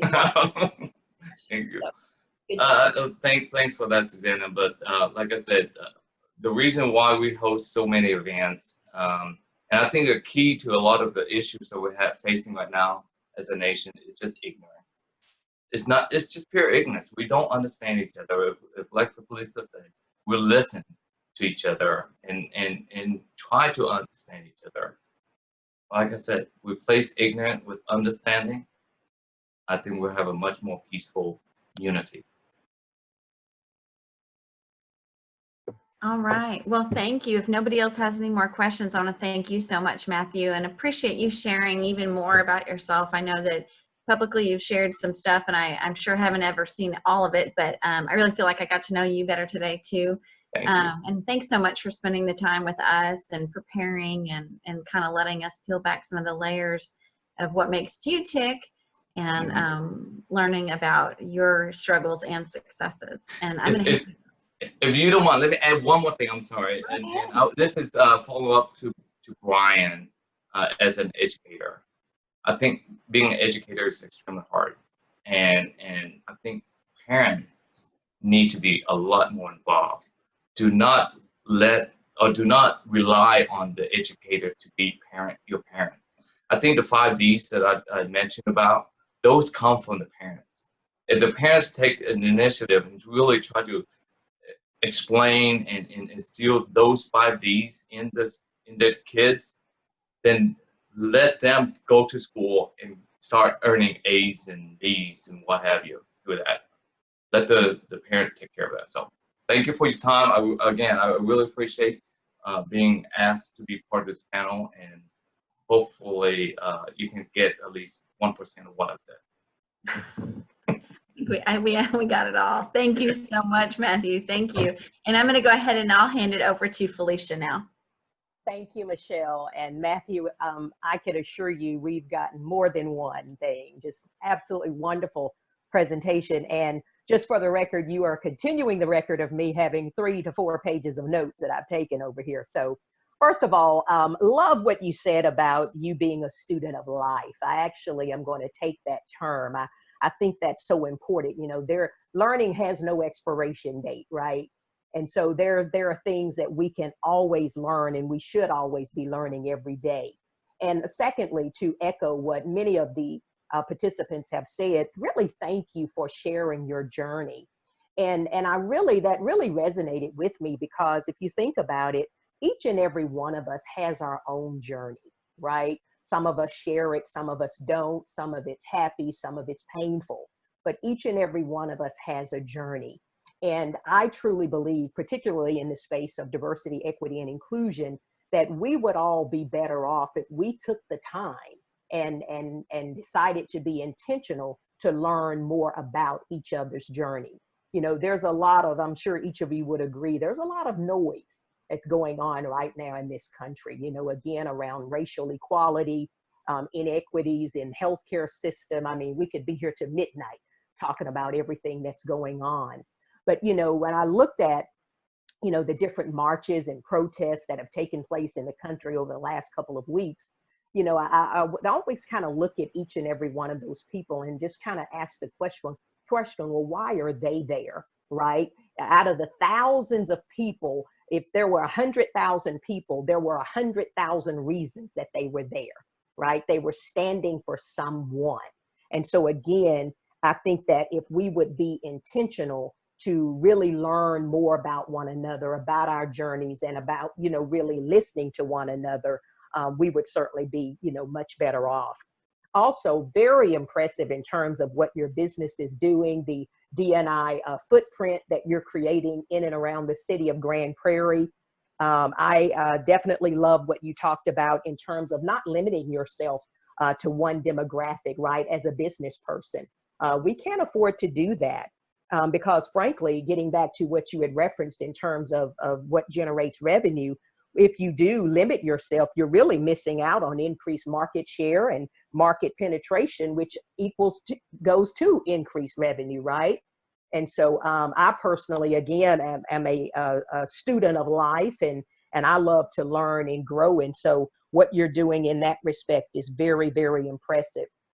Another thing that I took from your presentation, the young lady that you highlighted as part of being part of your team, and you mentioned that she had a lot to learn, but I love what you said. You said that she was willing to learn, and that's the key, right? How many of us are willing to learn? And again, when we talk about, being intentional in terms of being inclusive, it has to also be laddered against a willingness to do so, right? So again, you're not inclusive just because you say you do. A PowerPoint presentation does not make you inclusive. There has to be intentionality behind it. Again, the video you shared, phenomenal representation in terms of what can result with regard to intentionality. One of the subjects in the video, I love what they said in terms of you never know where your support might come from. And I believe this was the individual that was referencing the person who stood up for them to use a particular bathroom of their choice. And so my challenge to each and every one of you today, I want to ask you a question. That's not to answer, but I want you to think about it. And I want to ask you, who are you standing up for? Who are you standing up for in your world, in your community, in your school, in your organization? Who are you standing up for? And Matthew, again, thank you for really being transparent and sharing your heart. And these are not easy conversations, right? They can be uncomfortable. But as I always communicate, Michelle, you and Maria have heard me say this probably 1,000 times. You have to become comfortable with being uncomfortable, right? And so again, I just put it out there. If anybody needs any help in, how do I, create the narrative around a conversation that I really want to have, my name is Felicia and I'm your friend. If you need help with that, I will help you. I will come with no judgment. Again, that's how we learn. And so just again, in closing this up, very impressive what you're doing. I personally look forward to supporting your efforts in and around the Grand Prairie community. And for the record, your slides about the taste of Nigeria and the Guatemalan food has made me hungry. So I'm gonna, when COVID is over, lunch on you, okay? Because you've done this for me. So, but absolutely fantastic. Thank you, thank you, thank you. Michelle, I'll hand it back to you.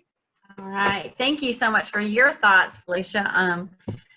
We are moving towards the end of today's presentations, and our next speaker is a friend of mine, and I'm glad I can say that. She will be talking about community outreach, a call for understanding by all, and the she that I'm referring to is Madam Susanna Delgado Gray. She's the Executive Director and Vice President of Operations at the YMCA of Metropolitan Dallas. She is actually the Director of our Grand Prairie branch. And Susanna, as I mentioned, is the Executive Director and VP of Operations for the Grand Prairie Family YMCA. She has been with the Y for 10 years, and she regularly volunteers, is a Grand Prairie Rotarian, member of the Lions Club, and a chamber member. And she is currently the only Latina serving in a VP role at the Dallas Y, and only the second in the Y's history. Susanna lives in Fort Worth, but spends most of her waking hours in Grand Prairie, and I have tried to get her to move here. So she has been married to Socorro Gray for 20 years, has 2 sons in high school, and is a graduate of TCU. And I will tell you, if you have not met this lady, You would think that she had been here for 20 years, and it's been less than 2. So with that said, let's welcome Susanna Delgado-Gray. Thank you, Michelle, for that great presentation. Maria, I hear your applause. Thank you for encouragement. You know, so much has been said already, like a lot of great speakers, a lot of great perspectives. I hope for our goal in our time together is just to continue the dialogue, continue to understand the topics. I think you can't leave out race from this dialogue because I think it's just interwoven in that. But my sentiments to yes, I think continuing this conversation and talking about race is the next step to this. But in regards to community outreach and diversity and how do we tackle that on in the organizations that we work for and in the areas that we have influence in, I think it's important to understand our color blindness. I think it's important to identify the implicit bias that we have because as leaders in communities that are diverse, we have to self-recognize that in ourselves as leaders. And we got to identify where our blind spots are because it's not until we start looking and addressing those that we can kind of have this understanding of other cultures and other areas of diversity. You know, one of the things that's going on in our society right now that we're hearing is a lot of the movements towards Black Lives Matter, and which, you know, initially started back in 2013. But it's just because of recent turn of events has just propelled communities to kind of speak to the importance of why Black Lives Matter. And not just all lives matter, because you hear those two terms used interchangeably, all lives matter and Black Lives Matter. And one of the distinctions for me of why it has to be Black Lives Matter is because that community, that people, those people have been disenfranchised for generations. And they have been treated, and not just Black lives, brown lives, have been treated over centuries and continue to these days in many communities to be disenfranchised. And so that's why it's Black Lives Matter. We all know all lives matters. That's to the core of being a human. But in particular in what's going on in today's society, I think that's really important, is to acknowledge that. And I want to share a couple of personal examples of how these microaggressions show up in people of color. And in me, for example, in just kind of growing up in Fort Worth, Texas, is I remember that when I was through elementary and middle school, I was told to only speak Spanish. Only speak English, I'm sorry, not Spanish. Spanish, you're to speak at home. Spanish is the language that you speak to your parents, your brothers and sisters. It's not something that you use in the classroom. And it was discouraged by my teachers. It was discouraged by my classmates. It was discouraged by my own parents that told me, when you're in school, you only speak English. And now I am bilingual in Spanish and I'm proud of it. And so I'm glad I never lost that bilingualness in me.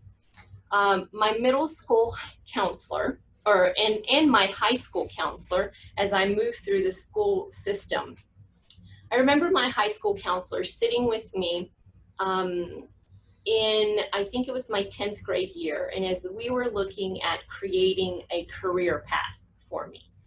And she said, Susanna, looking at your grades, looking at the classes, the remedial classes that you're taking, I really don't recommend you going to college. I don't think college is for you. I think that you would be better in a trade school or going into the military or doing something different. And this is in Fort Worth, Texas, in the 90s. And she said, I just don't think it's for you. I think that learning environment, it's going to put you further behind. Well, I didn't listen to her. And if anything, it made me strive to do better and work harder. And so because of that, I can now say I am the first in my family to attend and graduate college and hold a degree from TCU. I know, snaps, right? Because the importance of when you truly follow what you know God's destiny is for you. Not everybody has that, which is why kind of talking to what Brian was saying, the importance of mentorship, the importance of talking to young adults, of, you know, expanding their horizons and their beliefs when others fill into their head, you can't, you shouldn't, you're not going to be successful. It's how do you not let those stories penetrate your head and believe in them? So another example of kind of this microaggression that kind of has existed in my life along the way. I live about 5 minutes from TCU, which is also about 5 to 8 minutes from Colonial Country Club. It's a big country club there in Fort Worth. They have PGA tours there at the Colonial every year. So that was one of my jobs while I was in college. And I was constantly showered with compliments from the members there. And a lot of those compliments sounded, you know, wow, you're so articulate. You speak so well, Susanna. You're not like the others. You can imagine what the others meant. And I think they were well-intended in their compliments. I think they were well-intended in their, you know, showering of great, what they thought was a compliment. And at the time I didn't know the difference. I just thought, oh, okay. But then I later realized, well, they were just kind of putting down my race and putting down the Latino community and how they have interacted, or maybe they hadn't interacted with someone of Latin descent that couldn't speak English properly, or didn't have a good articulation because they only spoke one language. So grew up understanding and learning that, and now as an adult, I can frame that into what it really meant and what it does mean. My first job in college was at a nonprofit, and it's called Summer Bridge Fort Worth. It's now Breakthrough Fort Worth, and it was so excited. I was going to make big girl money, and the person who was also hired the same time I was, I realized that they were making $8,000 more than me, and we were both fresh out of college. The only difference was our gender and our race. And I was like, well, that's not fair. So I advocated for myself, because along the way I have found my voice. And along the way I started to advocate for myself. And I went to my supervisor and I said, I know and understand that my counterpart is making $8,000 less than or more than I am. And I just want to better understand why is that? You know, is there some skills that I'm missing? Are there some accreditations I don't have that will align us more equally? Because I just don't think that's fair. And the response was, well, you know, maybe in a few years you'll get there, or you're not quite ready to be there at that salary. So we're happy to reevaluate your salary in a couple of years. Let's get some more experience under your belt, and we can reevaluate your salary at that point. And I'm thinking, but they also, I don't understand. Okay, it is what it is. I didn't know and understand, so I accepted it. Moving now into my career with the Dallas Y. A couple of years ago, I put it out in the universe that I was ready to move into a C-suite role. I was ready to move into a COO, CEO role. And in the world of the Y, I needed operation experience, I needed experience in running a board, and I needed experience in fundraising. So I had kind of parachuted as an associate VP into the Dallas Y and already kind of moved pretty high up into the ladder, or came in already at the top of the ladder. And they said, well, why do you want an executive director position? That's usually like 2 positions down, and what they aspire is to have your role. And I said, well, I don't have these perceived skills, even though I thought I had transferable skills.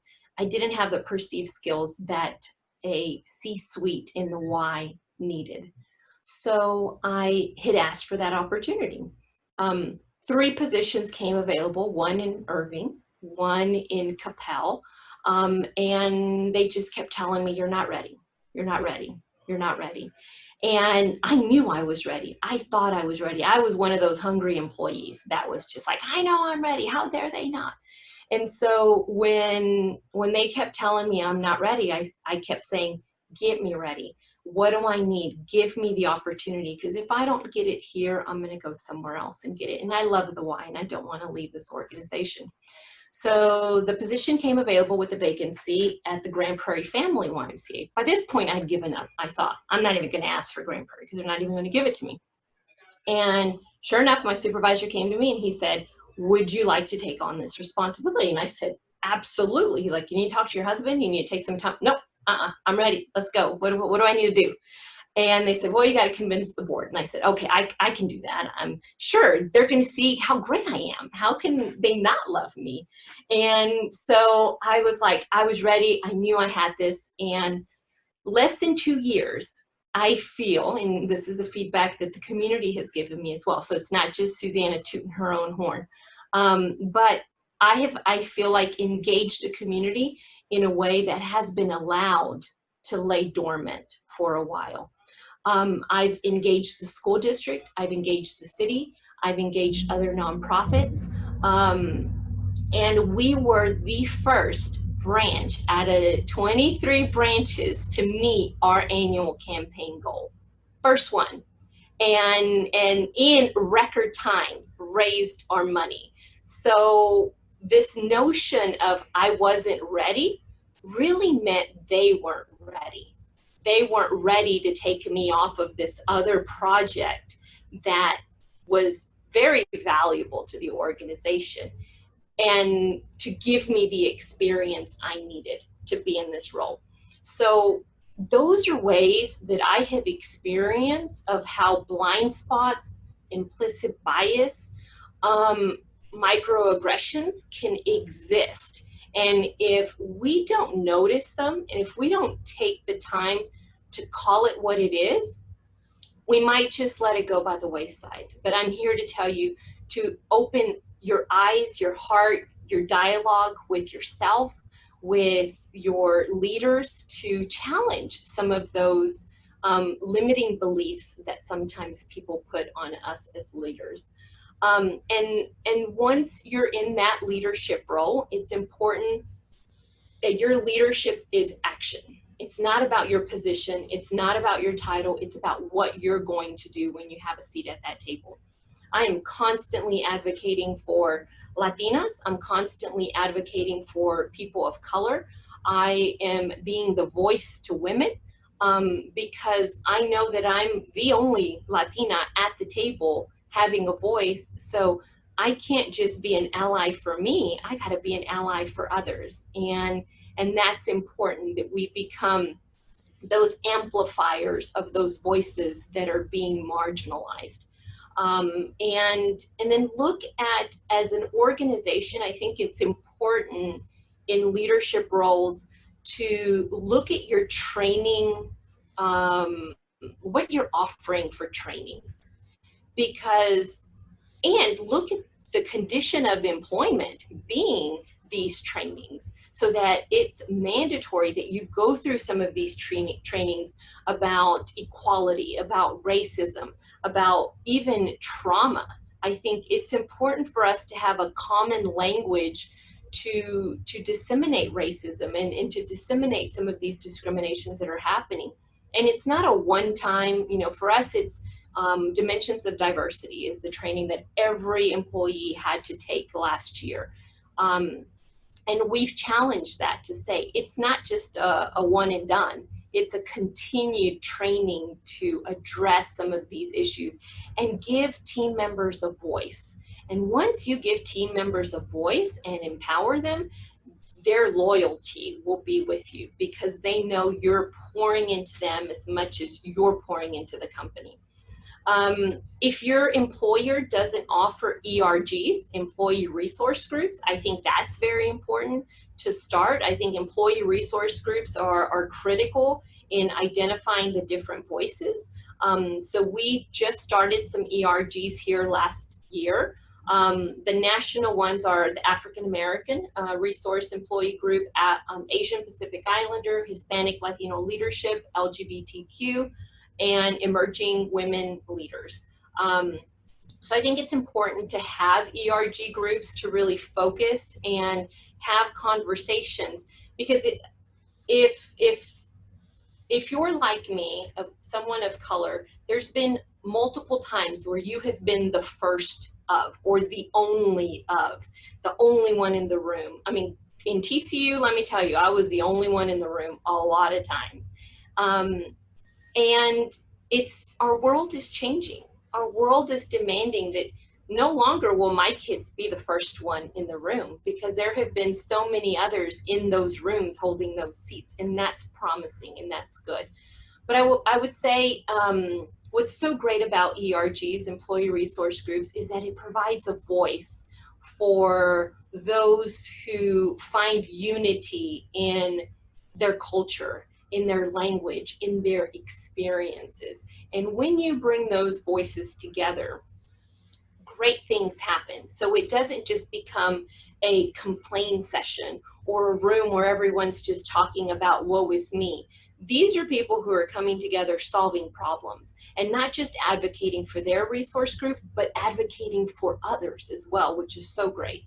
The other thing I think it's important for organizations to have in communities when they're looking at outreach is looking at all of the dimensions of diversity.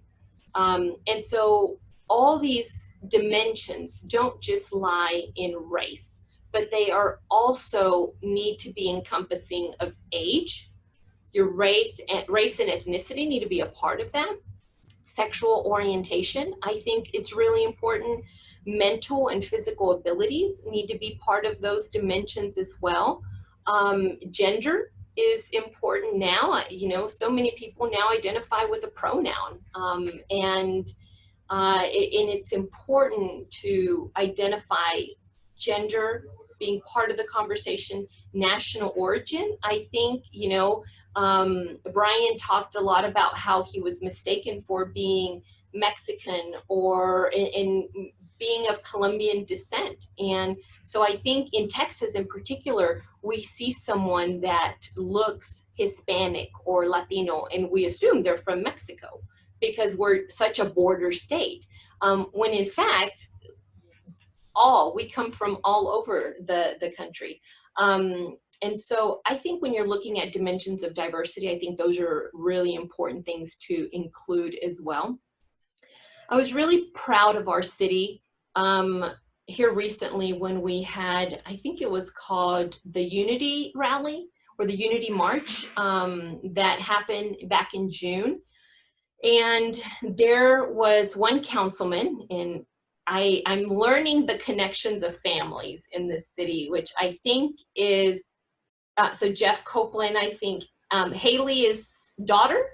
Okay, so Jeff Copeland, I've heard him speak, but mostly I've known him for his auctioneer talents that he has had at many of the fundraisers I've been to in Grand Prairie.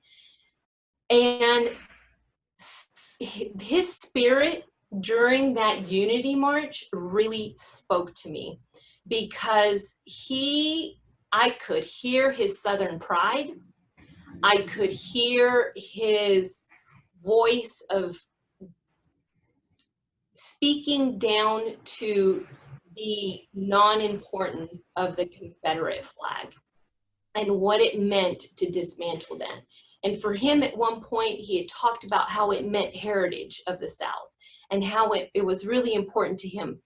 But the more he learned and the more he heard another perspective of what that flag meant to a certain demographic, he sort of rebuked it and said, no longer do I care for this Confederate flag. It no longer represents who I am. It doesn't mean I can't be a Southern man It just means that this symbol brings about too much hate and hurt, and I'm not a part of that.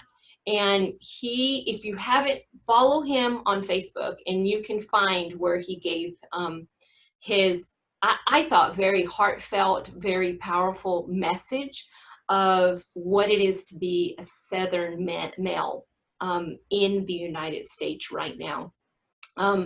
So that really touched my heart, hearing Jeff speak to that. And when I see him in person, I will also share with him my thoughts and kudos.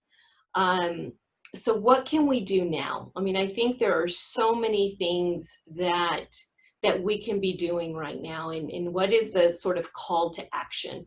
And, you know, if we haven't already educated ourselves on different perspectives, I think now's the time. If we haven't read up or looked at YouTube videos or picked up a book, you know, one of my favorite books that I read about a year ago is White Fragility.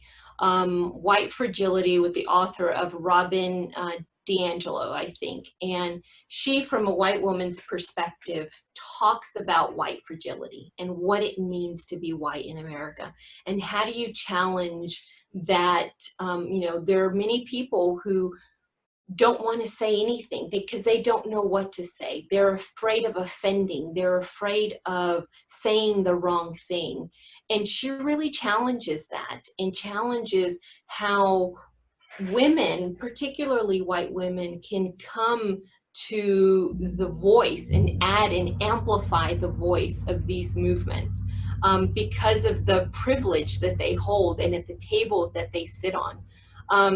I really like Michelle Obama's autobiography, Becoming. I really like that because I love hearing her story and her journey to the White House from where she was. And so I really, really like that. That's another good read. A movie that my family and I watched is The Hate U Give. If you haven't watched that movie with your family, I think it's a movie that captures exactly during our time what is happening with race relations and how it feels to grow up as an African American boy or a girl, and the injustices that are done by merely the color of someone's skin. And watching that movie really depicted to a young audience also, my boys could see that and relate to it, and it was really poignant. So I really like that movie. The other thing I think that's important is, as organizations and companies in our outreach to address diversity, is I think we need to invest in leaders of color. If we don't have them in our board of directors, if we don't have them in our board of managers, if we don't have them as leaders or supervisors or people who are at the table making decisions, I think we're doing ourselves a disservice. So I think having staff of color in leadership positions is really important and critical. So then that diversity on your board and on your leadership team is important. And then also I think it's important to create some kind of programs or dialogue around the mental health of your teams, because there's a lot of people who are struggling. There's a lot of people with anxiety. You know, I'm one where sometimes my husband tells me, Susanna, you're just not compassionate. Like, what's the matter with you? I feel like I'm so compassionate. And he's like, you know, you just really need to work on that. And I think I agree with him. I think there's sometimes I get into my mindset of like, okay, hurry up. Let's just build a bridge. Let's just get over it. Come on. Why? Let's just come on, hurry up. And he's like, that's exactly what I'm talking about. You're not being compassionate. You need to listen to that person who's struggling. And I'm like, oh, okay, well, I guess he's right. And so, you know, so some of this advice I need to take for myself too, because mental health of your teams is really important. And sometimes all it takes is to just listen, to your staff and to listen to those who are struggling. And just empathize. You may not know and understand what they're going through because you haven't experienced it, but it doesn't mean it's not real to them. And so I think that's really important to acknowledge. There was a quote that I read from an author of the book, I think it's called White Awake. And I think his name is Daniel Hill, and I think I have it here. So, and I think it's really appropriate for a lot of things. So one is, when you pull a weed, but you don't get to the root, it keeps growing back. When you have to get to the root of systematic racism in order to end it.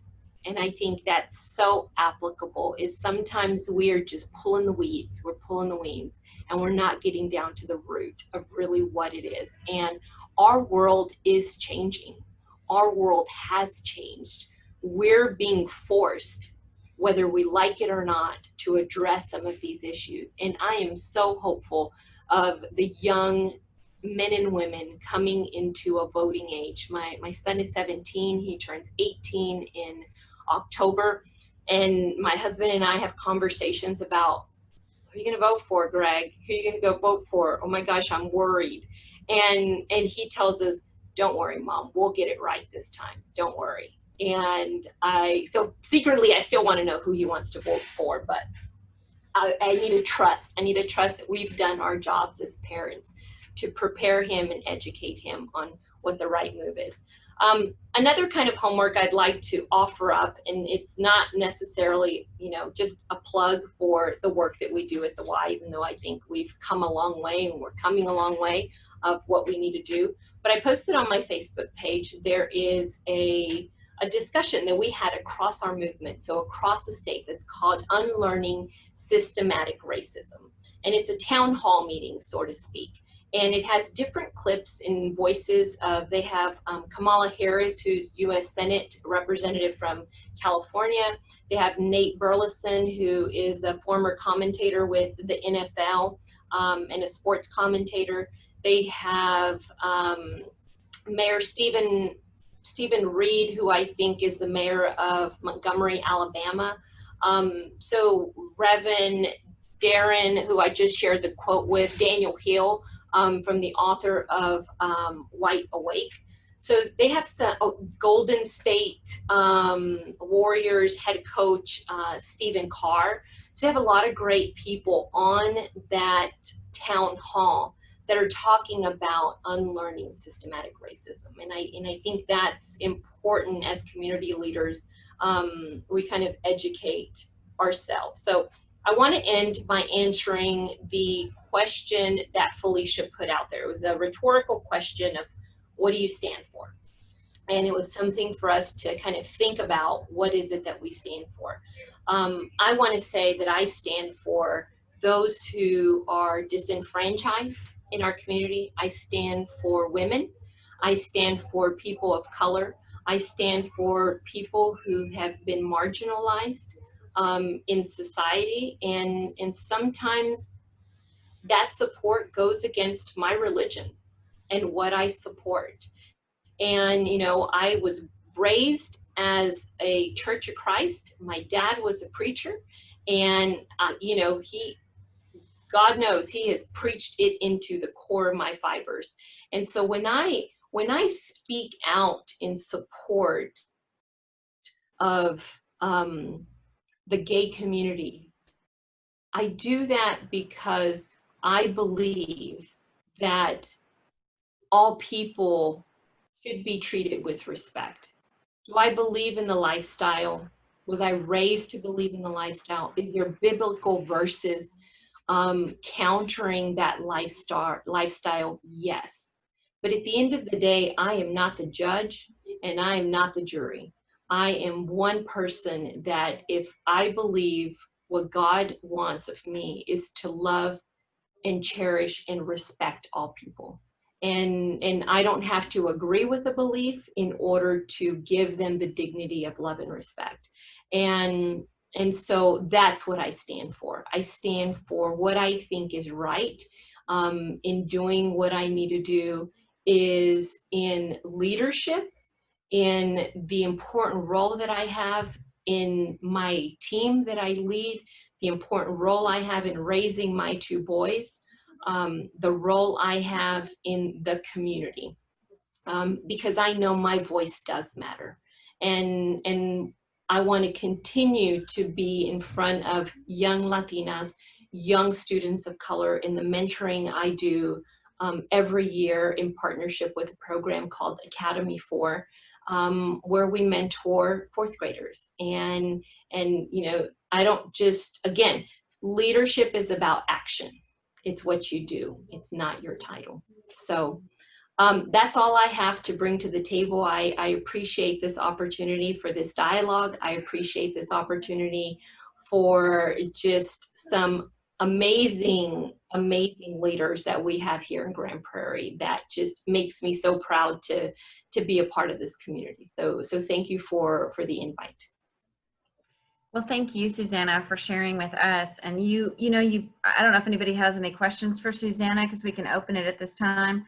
But there's one thing that you said that I thought was interesting, and it made me think of something from my past, because while I don't face as many challenges, I chose an industry in college and my professional industry before the Chamber of Construction. And there were not very many girls in the construction industry or in my college classes. And so I faced a few things myself. But one thing that you mentioned was that the people at that time were not, you said somebody was not ready for you to do something. And I think there's another side of that too. When I was at my very first construction job with a commercial contractor, general contractor, the president, the guy who like Martin, had worked from a carpenter in the field to the president of the construction company. He would say to me, and not in a joking way, but we'd see each other walking down the hall, and he'd say things like, I'm getting you ready for when you're going to run this company. I'm getting you ready. And, certainly I was flattered, but the more he said it and the more they rotated us around in different departments, I learned, electrical, plumbing, estimating, some IT stuff. The more he did that and his actions reinforced those words, I didn't think I was ready, but it seeped in. And so I think both sides of that are so important. And I just wanted to share that because it made me think of that. Does anybody else have any questions for Susanna? Well, I didn't have any questions, but I definitely look forward to reaching out to you, because that commentary that you made about, it's like your faith, but still, standing up for the person, because we're not the judge. That's something that, I have very much in common. Felicia and I have talked about that at length. So I definitely would love to reach out to you to talk more about that, because I do get questioned that as a Christian, why am I, befriending and things of that nature. And it's like, I have my standard reply to that, but it's like, I want to be able to grow that position. So please look out for me reaching out to you on that. The other thing that was really, there's a few things that you said, everything was amazing that you said, but really resonated with me, because in my own experience, my last name is Lopez. I am not Hispanic, but the assumption is all my life that even before I got married, that I was Hispanic. I'm actually part white and part black. The black community rejected me because I was light-skinned and had softer hair, was fought all the time physically because of things of that nature. So it was the Hispanic community that embraced me, and they knew that my stepmother also was Mexican, and she raised me since I was 5, so I'm also fluent in Spanish because of her. So it was the Hispanic community that really embraced me. So early on in life, it's like I identify as black. And I love my community, even though they didn't love me.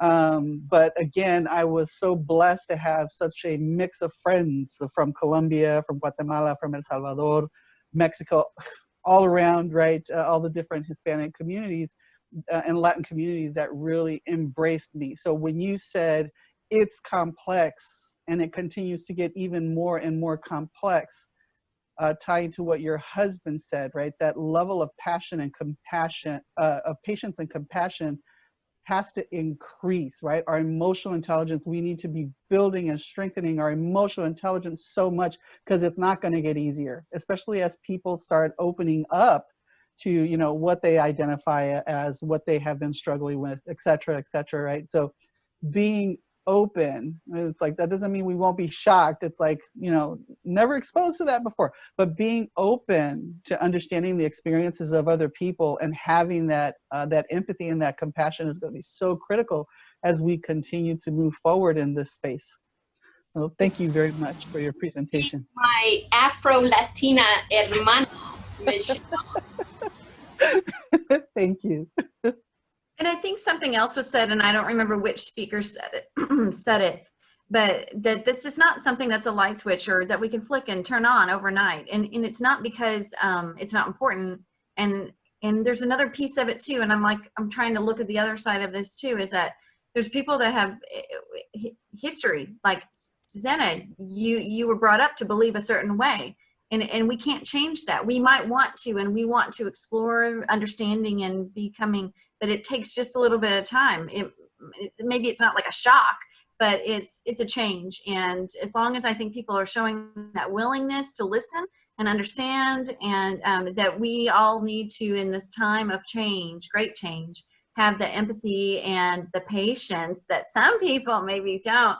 You know, you want to fix it and get it going, but we got to have a little bit of patience. As long as everyone's showing progress, you know, we're going the right direction. So I just wanted to point that out. There was one thing I wanted to share also. Abby Wambach, so she is ex-captain of the women's soccer team, the USC. So when she came out to her mom, she was really worried about that experience because her mom just devout to God and had her beliefs, and she just Catholic, and didn't know how she was going to react. And when she opened up to her mom struggled, but it's like a coworker and we got an opportunity to see her speak in person at a preparation session for the Texas Women Conference. And one thing that she said, she goes, I had to realize, and this is where people struggle, I had to realize that I had to understand where she was coming from. And like Susanna and like myself, we've been instilled with this biblical version and this and the other. And it's like the one thing that she realized that was absolutely necessary for her to be able, her and her mother, to have a relationship after this was compassion. She had to have compassion towards her mom to understand that she was going to have to fight against every fiber in her body and her beliefs to accept the situation that now her daughter has opened her up to. So compassion on both sides, very, very critical. Anyone else have any other comments? All right. Well, Felicia, I bet you have at least 3 pages of notes. How did you guess? Oh, I should like write a book after all of this, right? Barry, you've got lots of paper too? Looks like he's taking tons of notes. Yeah, show us what you got there, buddy. Okay, he's writing stuff. Well, thank you so much, Susanna. That was absolutely incredible. Love what you said just in terms of continuing the dialogue, you know, and as I think we've all agreed that, you know, this is a conversation that has to be ongoing, right? Again, this is a journey and not so much as a destination. Love what you talked about with regard to microaggressions, and thank you again also for being so transparent. You know, I know that all of us sure have examples that we could share. Certainly being someone who does a lot of training and conducts quite a few workshops, as Michelle and Maria certainly know on this topic. You know, I believe that microaggressions are really rooted, if you think about it, they're really deeply rooted in stereotypes, right? And in ignorance. And when I say the word ignorance, that's the definition, is the sense of just not knowing. And so and I think too that when you do experience a microaggression, if you think about it, it really says more about the person that's saying it than it says about you, right? And it also really puts on display their limited, what I call frame of reference. And so I'm going to take that a little bit further. When we talk about frames of reference, think about how sad, and I'm going to use the term sad, how sad it would be if your frame of reference for Asians was that they're all good at math, or that your only frame of reference for Black men is that they're all rappers, or that your only frame of reference for white men is Jeffrey Dahmer. I'm sure each of you would agree that's not right, right? So we have to take it upon ourselves to make certain that we are always educating ourselves to expand our own personal frames of reference. And how do you expand that? Susanna, you made a great point about some great books that you reference. I love to read. Books are great. Conversations are good too. As I've said before, my name is Felicia and I'm your friend. If you don't have a Black friend, I'll be yours, okay? You know, so the more we bring people into our circle, into our lives that are different, that's where the real learning really happens. And so, you know, and again, I just think that's very, very important. Let's see, mental health. Oh my gosh, Susanna, love that. I love this example that I use quite a bit when in my training workshops, and especially, you know, just kind of put this picture in your mind when we're working in our office, right? What I call pre-COVID life, you know, as leaders and even as just employees, period, you know, it's important to note that we are all dealing with something. Okay, so the visual I want you to have is when you're walking into your office, or when you're in your office, when you're at the Y or wherever, Martin, at your organization, everyone who comes in, they're coming in with something. Everybody on here I know has a suitcase that has rollers on it. Okay, so when people are coming into your organization, coming to work, they're rolling in a suitcase. You just can't see it. The suitcase may be marital discord. It may be a child that, you know, you don't know what to do with. It could be a sickness of a family member. It could be, do I need to shift and get another career? We are all dealing with something, I can assure you. Just because it's not visible doesn't mean it's not there. Just because they're not verbalizing it doesn't mean that they're not dealing with it. So Susanna, to your point, mental health, the mental health of your teams are critical. And I think even now, more so than ever, you know, simply because of, you know, how COVID has turned everyone's world upside down, the economic impact, the disparities amongst communities that we are seeing as a result of all of this upheaval, there is just certainly so much going on. And the last thing I'll say, Michelle, I loved your comment with regard to words and words being so powerful. And one last example I'll use, I heard Dr. Fields say this on a show many years ago. And he pointed to a whiteboard, you know, just a regular whiteboard, and it was clean. And he said that whiteboard represents a child when they're first born. And the question he put to that was, what are you writing on that child? And so as leaders, as coworkers, as colleagues, my question to you, my challenge to you, you don't have to answer it right now, but think about, what are you writing on the people in your life? What are you writing on your children? When they ask questions about the protest, when they ask questions about people that, you know, somebody in a wheelchair, when they ask a question about a transgender person, what are you writing on that person, right? And so I just want to leave you with that. Words are powerful. Words can destroy, but they can also build. I'm a sports person to heart, love football. Bench strength is important. Your quarterback goes down, that backup better be ready. Okay, so build up the bench strength. The cultural bench strength, I believe, is certainly something that we can't overlook. So I have just been beyond blessed to be a part of this today. Has everyone enjoyed this? I know I have. Yes, this has been phenomenal. I'm going to give it back to Michelle. Michelle, thank you so much. Maria, thank you to all of the speakers. if I know the chamber will make available my contact information, if there is anything, I mean this, anything that I can do to help, please, I am an email away. Thank you again.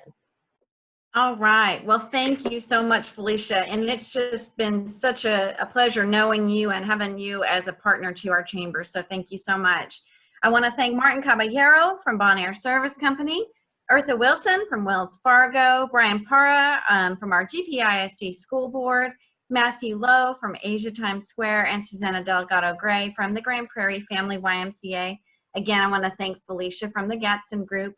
And of course, the lady who organized and was behind it all, our very own lovely and intelligent and fantastic Maria Santi, our Minority Outreach Director. Woo!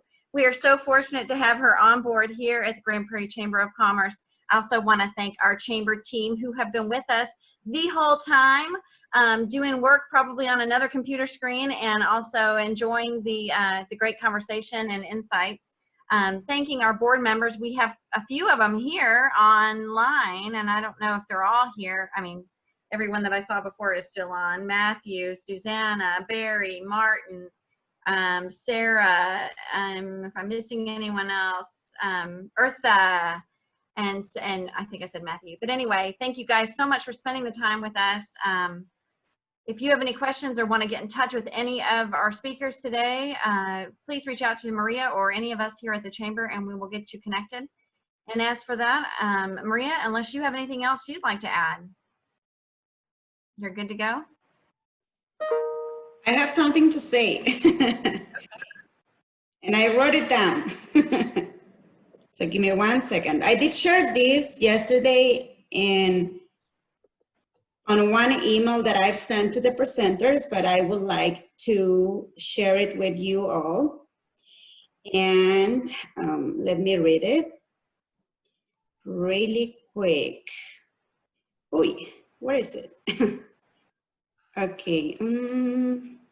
Well, I cannot find it, but pretty much what I wrote down was that I'm very pleased. I'm very happy. I think that the chamber is always achieving more than the mission and vision that we have. And this couldn't be possible without the amazing collaborations of so many organizations, so many business members. And if I could take a picture of all of you showing your faces, you'll see why is this so amazing, so fulfilling to our chamber, because we can see all races, we can see both genders, we can see so many good things coming over. And let me tell you something, when I got the minority, when I was named the director of minority outreach, I was receiving a baby that I didn't know how to nurture it, how to feed it, how to prepare it. And I started over from scratch. And the only good tool that I had on me was my Spanish and my education. And if you can see how great the chamber is well known out there, I can tell you this, it's been worth it. All these 5 years have been worth it. And I truly want to thank Michelle, I want to thank Lynn, I want to thank all the people that had been part of all of this. Thank you so much. Today we're not just making a statement.